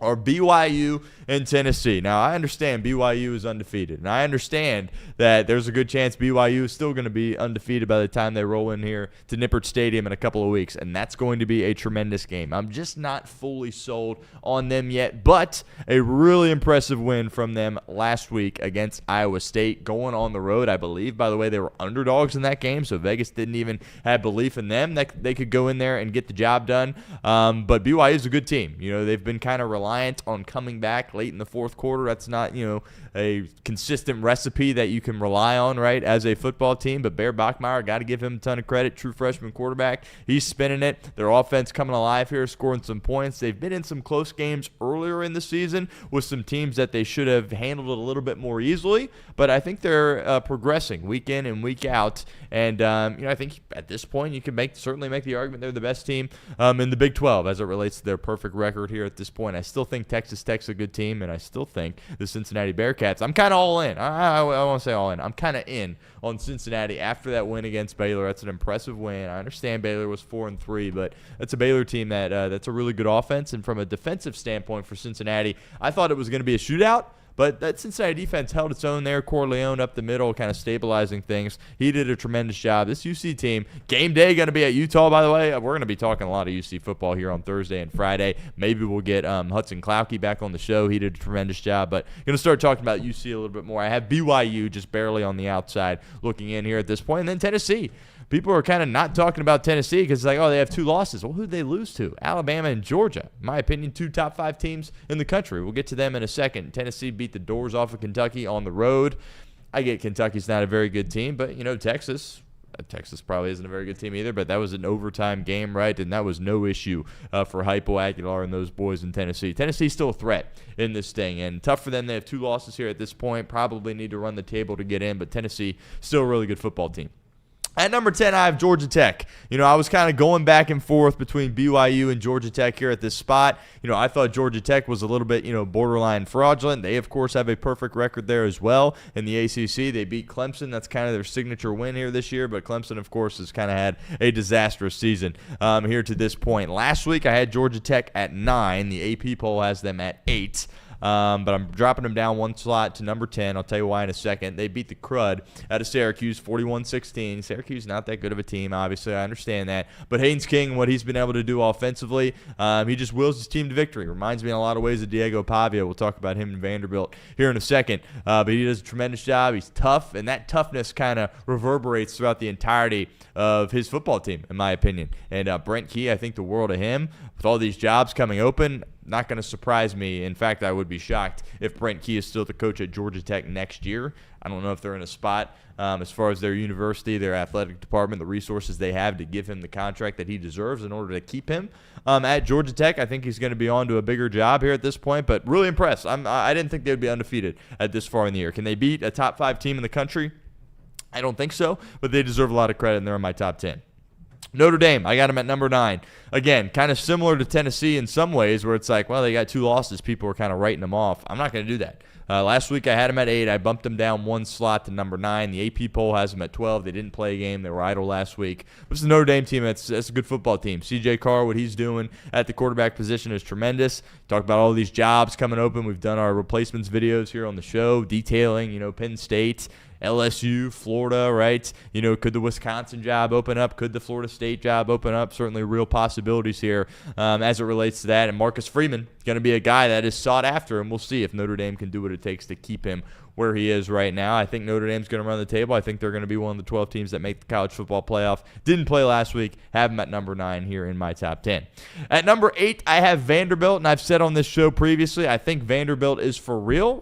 They're a top 10 team in the country. Now, offensively, they sputtered a little bit against Missouri. That's a solid Missouri defense, right? SEC defense only won that game 17-10 at home, but it is another win. The AP poll has them at 9. I'm a little bit higher. I got them at 8, but I did dock them down 1 spot because it was a little bit of a lackluster performance there for Vandy. Diego Pavia is a tremendous college football quarterback. Is he going to be an NFL guy? Absolutely not. And, he's hitting the Heisman pose, doing things like that. That ain't going to happen either. All right, but he is a tremendous quarterback. And similar to what I said about Haynes King, is that kind of his toughness and his personality kind of just bleeds throughout the entirety of the team. He wills his team to victory. Same thing in Nashville with Diego Pavia and Vanderbilt. 7, I got Ole Miss. We'll see how long they have their head coach. Kind of feels like it's his last year with all these big-time jobs opening up and not a ton of top candidates there, right? It seems like every, open job has Lane Kiffin as their top guy. Would be a surprise if ultimately he stayed in Oxford beyond this year.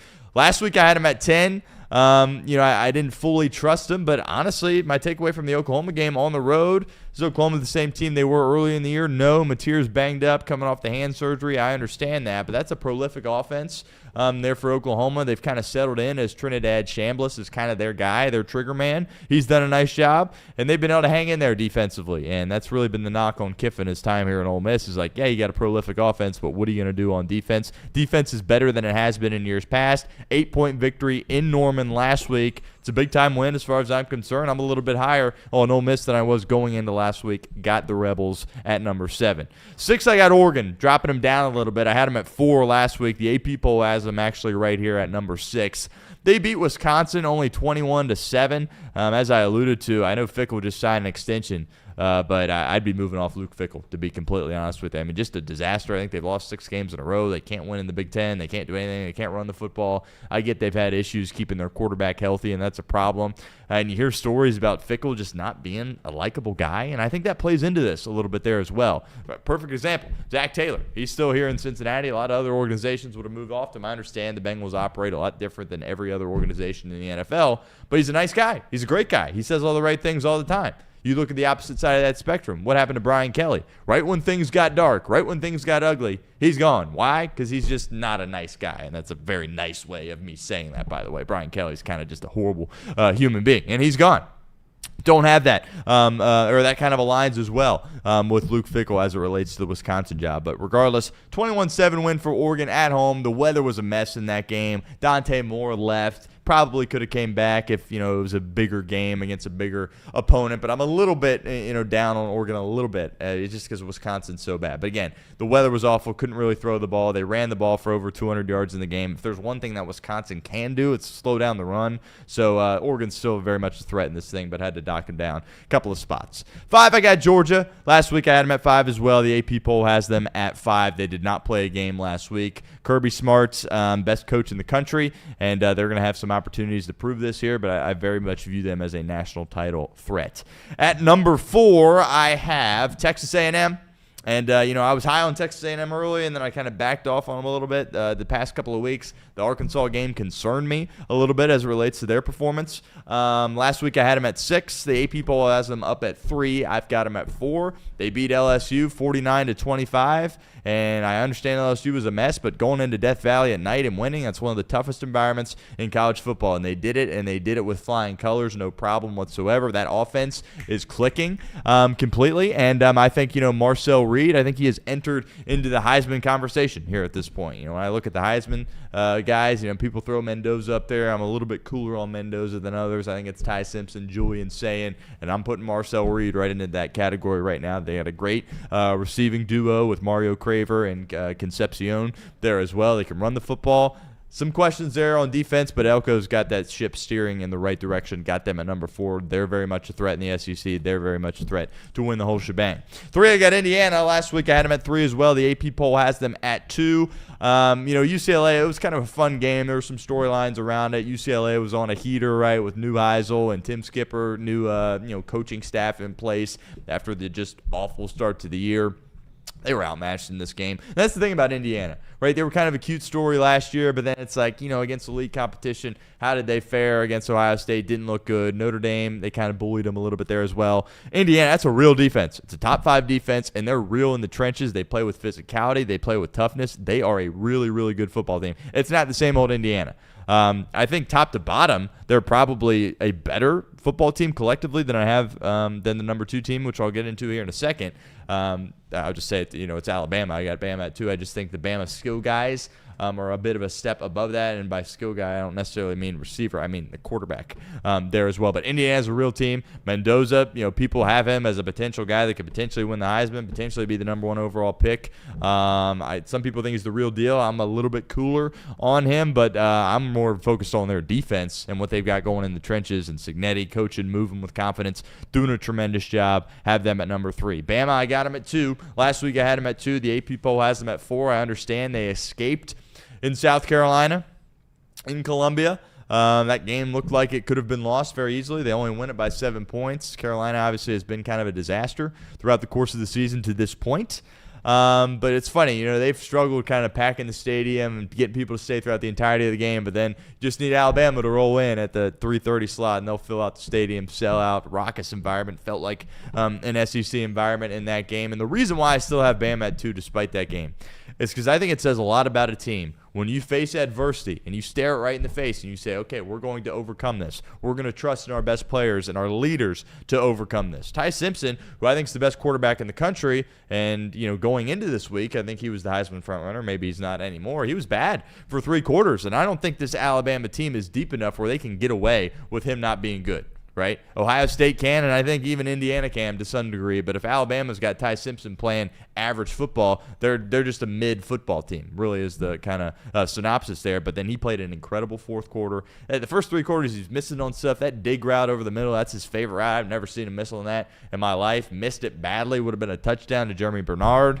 And then the fourth quarter, he just came alive. And Ryan Grubb was dialing it up there offensively. DeBoer coaching hard, and they're able to overcome it, get the critical turnover, the strip from Deontay Lawson, and ultimately win that game. So I think some people look at Alabama and say, I view Alabama in a lesser light because they needed a miraculous comeback to beat South Carolina. I actually view them, I actually view them higher than I once did because I think it says a lot about a team to be on the road in that kind of environment, stare adversity right in the face, overcome it, and I think that's something you can build off of throughout the rest of the year. Finally, Ohio State at number 1. Last week I had them at 1. I've had them at 1 all year. AP's got them at 1. They didn't play a game last week. They will continue to not play games, but Ohio State is a class of their own at this point as they have elevated their performance above everybody else in the sport.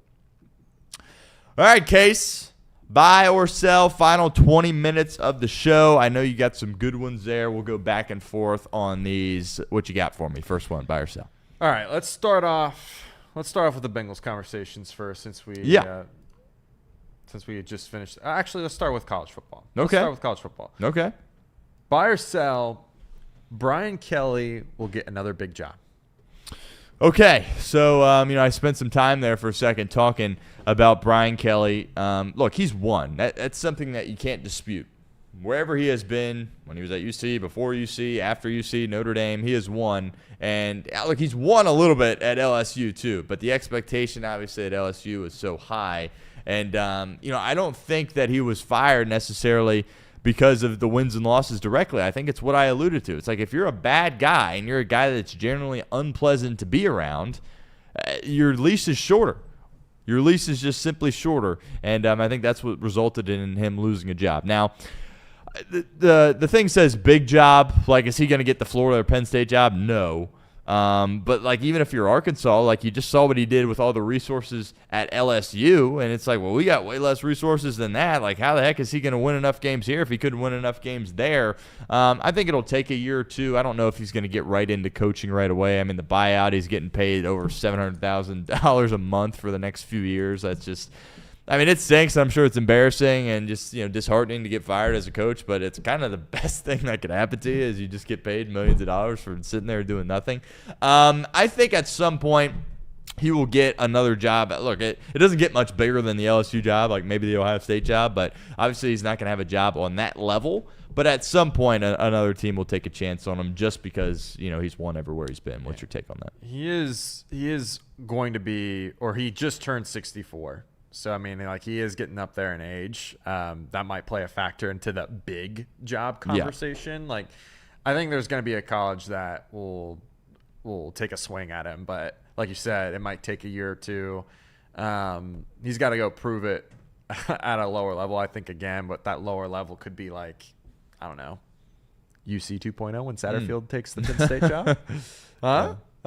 Who knows? Or you're starting something over there, aren't you? No, I wouldn't do that. I mean, like, it kind of in some ways reminds me of Belichick, right? But to a lesser degree, where it's like, if you're winning and you're winning all these games, like that kind of stuff, you can kind of get past the whole, being a jerk, right? Let's just be real here. That's kind of what it is. But once it gets ugly and once you're not winning, it's just people are people are like, yeah, we're going to go with somebody else that's a little bit more jolly, a little bit more pleasant to be around, a better leader.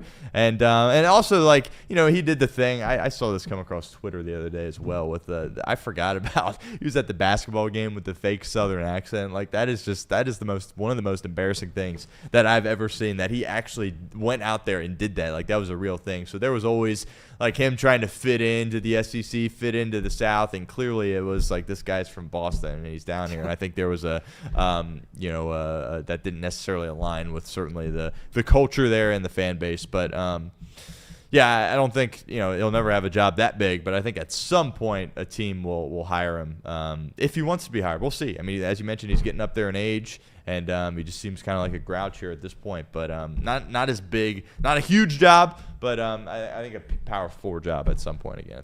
Yeah. Okay.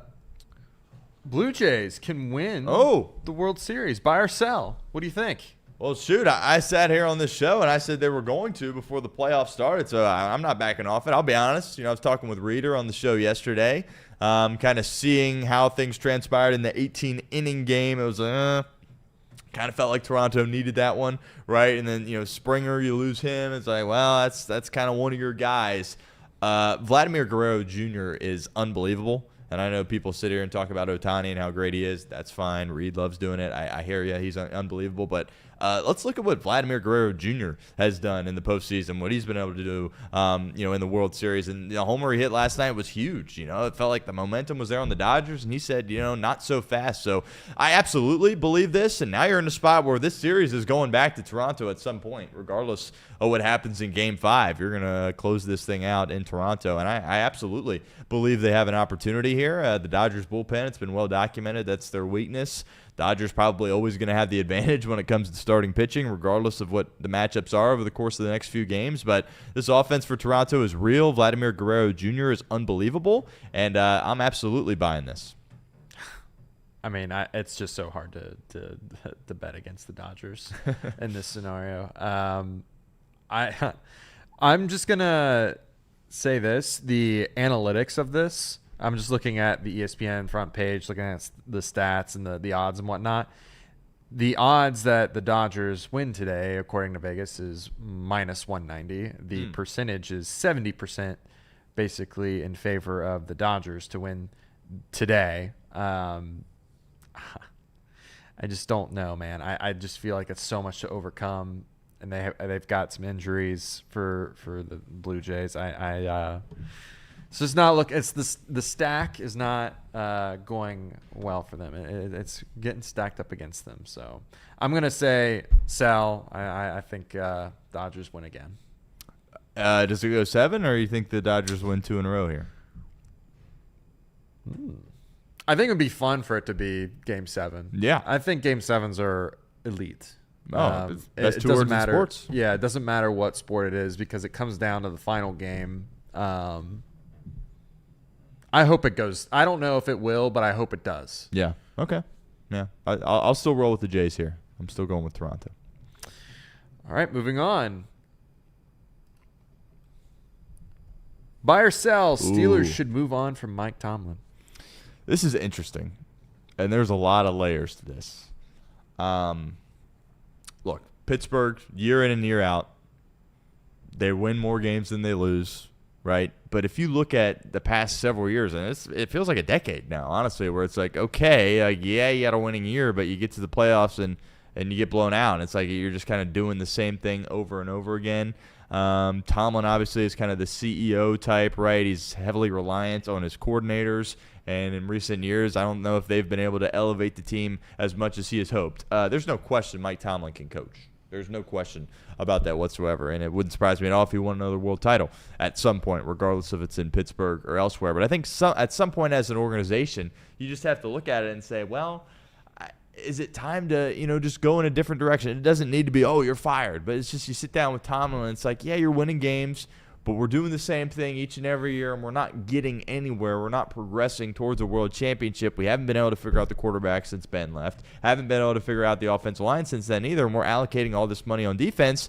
And now the defense is arguably the weak point of your football team, which if you're paying that kind of money to the defense is absolutely crazy. That cannot be the case here. So it doesn't need to be something where Pittsburgh's like, oh, like this is unacceptable, you're fired. But I think if you sat down with Mike and was like, you know what, it's been a heck of a run. You won a world championship. You've won a lot of games. We love you here. Shoot, we'll probably build a statue for you outside this stadium. Do we just want to go our separate ways and move on? And I think, Mike Tomlin could do some great things at other teams in this league, with a young quarterback perhaps, right? Like this Aaron Rodgers thing. I love Aaron Rodgers. I the off the field stuff, I get it. Is he a bit of a weirdo? Yes, I get that. But just as a quarterback, I love watching Aaron Rodgers, and I have my whole life. But I mean, at most, you got this year and next year, and right there's a good chance it's just this year. And then what are you going to do at the quarterback spot? Bill Howard out of Ohio State. That's your plan at the quarterback spot. So it's interesting. I think the Steelers as an organization are so proud of the fact like we've only had 3 coaches over the course of the past however many years, and it's like that's great and you're winning games, but like if you're going to get back to winning world championships, which is the expectation in Pittsburgh, and despite the fact you've won all these games, you're not even close to that. So I don't think if Tomlin wants to stay, I think he probably deserves to be able to stay. But I think if you sat down with him and said, look, we love you, we appreciate you, it might be time to, you go elsewhere and we kind of move on here, that could be a real possibility.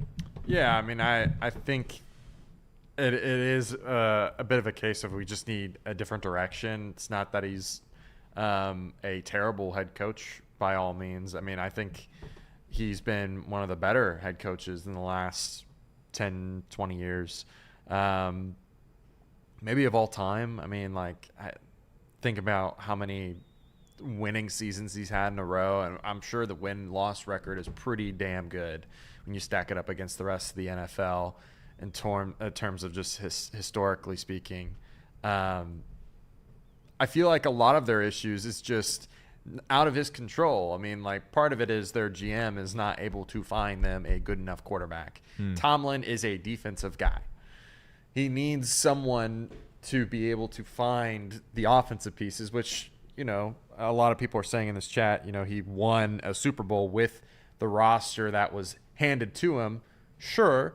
But he also went again in like 2013, played a red-hot Aaron Rodgers Packers team right down the wire. Is that the same Super Bowl roster? No, it's not. So, I mean, I think he's capable of doing great things if he's got the quarterback. And he's never had the quarterback since Roethlisberger left. That team has never been the same since Roethlisberger declined. They get a quarterback, and, man, I would hate to see what happens because I think that they've got a really, really talented roster around every single position except for quarterback. So we'll see. I mean, I would hate to see it happen because I think or I would love to see it happen. Love to see it happen as a Bengals fan. Right. Because I think he's that good. But would hate to see it from a football perspective. I think he's still pretty good in this league. So yeah, fair enough. Yeah. Moving on to another firing question. We're really asking the hard-hitting questions here. Should the Bengals buy or sell, fire Duke Tobin? I've said this several times on the show. I don't like coming here on this. When we're talking, it's a privilege to be able to do what we do, right? And to sit here and call for another guy's job, that's obviously way more qualified than we are. And we, meaning me and you and everybody watching and listening to this, by the way. But, look, he's been here since 1999 as the director of player personnel. Clearly, he's in with the Brown family, right, the Blackburn family. And they probably, in some ways, view him as a part of kind of their ownership group. I understand that's not what he does. He's a personnel guy, basically the GM. I understand that, but they kind of probably view him similar to that. And you can't fire an owner, right? A fellow owner, you can't fire them. It doesn't work like that. So at some point, people have to be held accountable for things that don't go well. And I just think you've done this for a while with Tobin. He's had success, but again, he's been here so long. If you put a guy in that spot for that long, he's going to have some hits.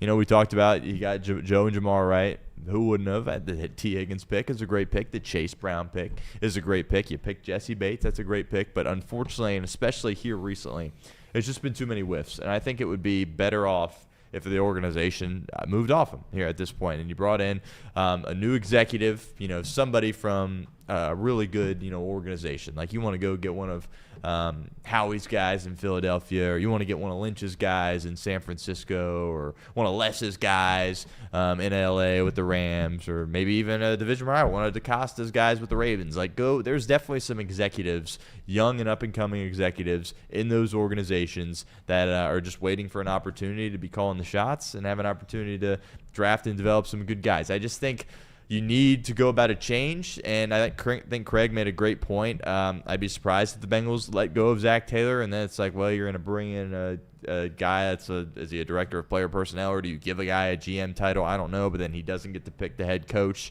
So that gets a little bit awkward there, but these guys defensively, man, they're not even close. And you switched up the coordinator, and it's just as bad, and actually it's worse too. So you can't just keep firing the coordinator. At some point, the guy making these decisions, it needs to be held accountable. And Craig made the point about he thinks that Zach maybe has more say in the draft picks than Duke does. I got to push back on that. I don't know for a fact, but I think it's Duke Tobin calling the shots and pulling the strings there, and it hasn't been close. So I'm more in the camp of Craig here, thinking that the coaching staff as a whole, Zach included in that, of course, as the head coach, has a lot of say as to who the Bengals select during the draft. What coach doesn't, but especially for the Bengals, where they ask a lot of their coaches to basically be scouting and doing their own research in terms of selecting the talent, selecting the players. I think that they are more to blame how they have it structurally set up than it is Duke. Whether that's Duke's fault, not if it's in his control to get more of a scouting department, or if it's the ownership saying hey, this is the rules for you to be our de facto GM of player personnel. It's not like Duke is out there wheeling and dealing with the contracts. That's all ownership. GMs usually around the NFL, the good ones at least, are the ones negotiating those deals. They're the ones that have the end-all be-all and say of the draft capital. And I don't think that at the end of this that he has the end-all be-all say in really any of these decisions. I think he's just the guy that kind of facilitates, kind of passes the responsibilities where they need to be, kind of make sure that he's the spokesperson. I'm one of those cynical guys that thinks that he's just a spokesman. I don't think that there's any sort of true GMing going on there. He's the intermediary between the head coach and what he wants to do on his team and what the ownership wants. And so who's calling the shots? The ownership or Zach? Well, Zach does a lot of like I said, the coaching staff does a lot of the scouting where the scouting department lacks, right? They ask a lot of their coaches to do the scouting, the research, the film study, the breakdown, and all that during the offseason. I don't think Duke is really out there saying that's my guy. He's asking, hey, Zach, is this your guy? Oh, it is? Okay, let's go get him. Okay. Hey, ownership, yeah. Do you want T. Higgins? All right, let's set up those meetings to get those contracts figured out. I don't think he's really doing any of the hard, heavy lifting here, which is why it's hard to say, should the Bengals fire Duke Tobin? Sure. It's not really going to change much. I don't think the way that it's structurally built is conducive to solving the main issue, which is they don't have enough resources in the scouting department. They don't let the GM do a lot of the contract negotiations and things like that. So that's where I find it hard to really Like, sure, go ahead, fire him. I buy it. Fire him. It's not going to change anything. Okay. Yeah, I respectfully disagree with him not having a ton of say, but I get it, right? Because you look at the 2 picks of Knight and Barrett Carter, where it's like, those look like Al Golden picks, which is basically, a Zach Taylor pick. So I understand that point. I pushed back on it a little bit, but the great point I think you made is the way it's set up. Like, dude, just get a GM, hire a GM. Like, what is this de facto GM? Like, nobody else has that in the league. That's just laughable. And even if you move off them, and if you still just have a director of player personnel, that's just set up for failure. So I totally agree with that point. Yeah. Last but not least, should the Bengals make a move at the trade deadline, buy or sell? We kind of timed this thing out perfectly, didn't we? Just a little bit. Yeah, we talked about this a little bit earlier, and I think it's a great way to wrap up the show. Talk to me Monday. I know that's a cop-out, but talk to me Monday, right? I think, if the Bengals defense finds a way to look a little bit better, we'll probably sit here on Monday and say, yeah, let's make a move. Let's trade one of those day 3 picks for somebody else. Today, unfortunately, I have to sell it because you just lost to the New York Jets because your defense is incompetent. So I'm going to buy, and it's mainly because I don't trust them to make good draft picks as it stands right now. If they were to end up with a top 10 draft pick, maybe I'd change my mind. But as of the second, they're not in that range. If they're going to try to compete, you're expecting them to be in that, upper 16 range. So if they were to make a move for like a solid edge rusher, pass rusher, something like that, I'd be all back in on the Bengals. But it really just depends on the health of Trey Hendrickson. If he's going to be out for extended period of time with this hip thing, then it's not worth it. Just move on with this season. I know that's a bit of a cop-out. I know you're supposed to buy or you're supposed to sell, but my stipulation is the health of Trey Hendrickson. I don't know that because I'm not in the building. But if he's good to go in a week or two, yeah, go all in on a move. Try to salvage what you have left because you don't have many Joe Burrow prime years left. And I'd hate to see them just waste another year. Yep, totally well said. Totally well said there by Case. Mark brings up a great point in the chat. He said Duke Tobin did draft Brad Robbins, so you got to give him some credit for that. That was a heck of a pick here at this point. But Case, I appreciate you, brother. 2 hours here today with Off the Bench, or I guess 2 hours of my show. And Reed, do you want to pop on here for a second, Reed? Tell the fine folks hello. Reed Mouse is back. I just wanted to say thank you to Casey for coming in here and Stone for filling in for 2 hours. Really appreciate it.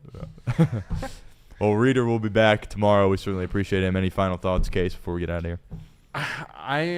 My only final thoughts are I hope that everyone's not giving up just yet. I know I gave up a couple weeks ago.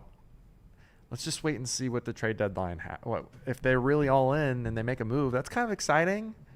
Breeds a little life. Yeah. Yeah. Look, I'll be as optimistic as we can be until they're eliminated. So I got no issues doing that. Absolutely no issues with that. Casey, I appreciate you as always. Appreciate our guests, Paul Fritschner and Craig Sandlin. That was awesome. Great stuff from those two. Those videos will be up later on YouTube. You can catch it out on the podcast there as well, wherever you get your podcast. Reed Mouse will be back here on Off the Bench tomorrow. Look forward to that. My show follows that 11 to 12. Appreciate everyone as always. And until next time, take care, everybody.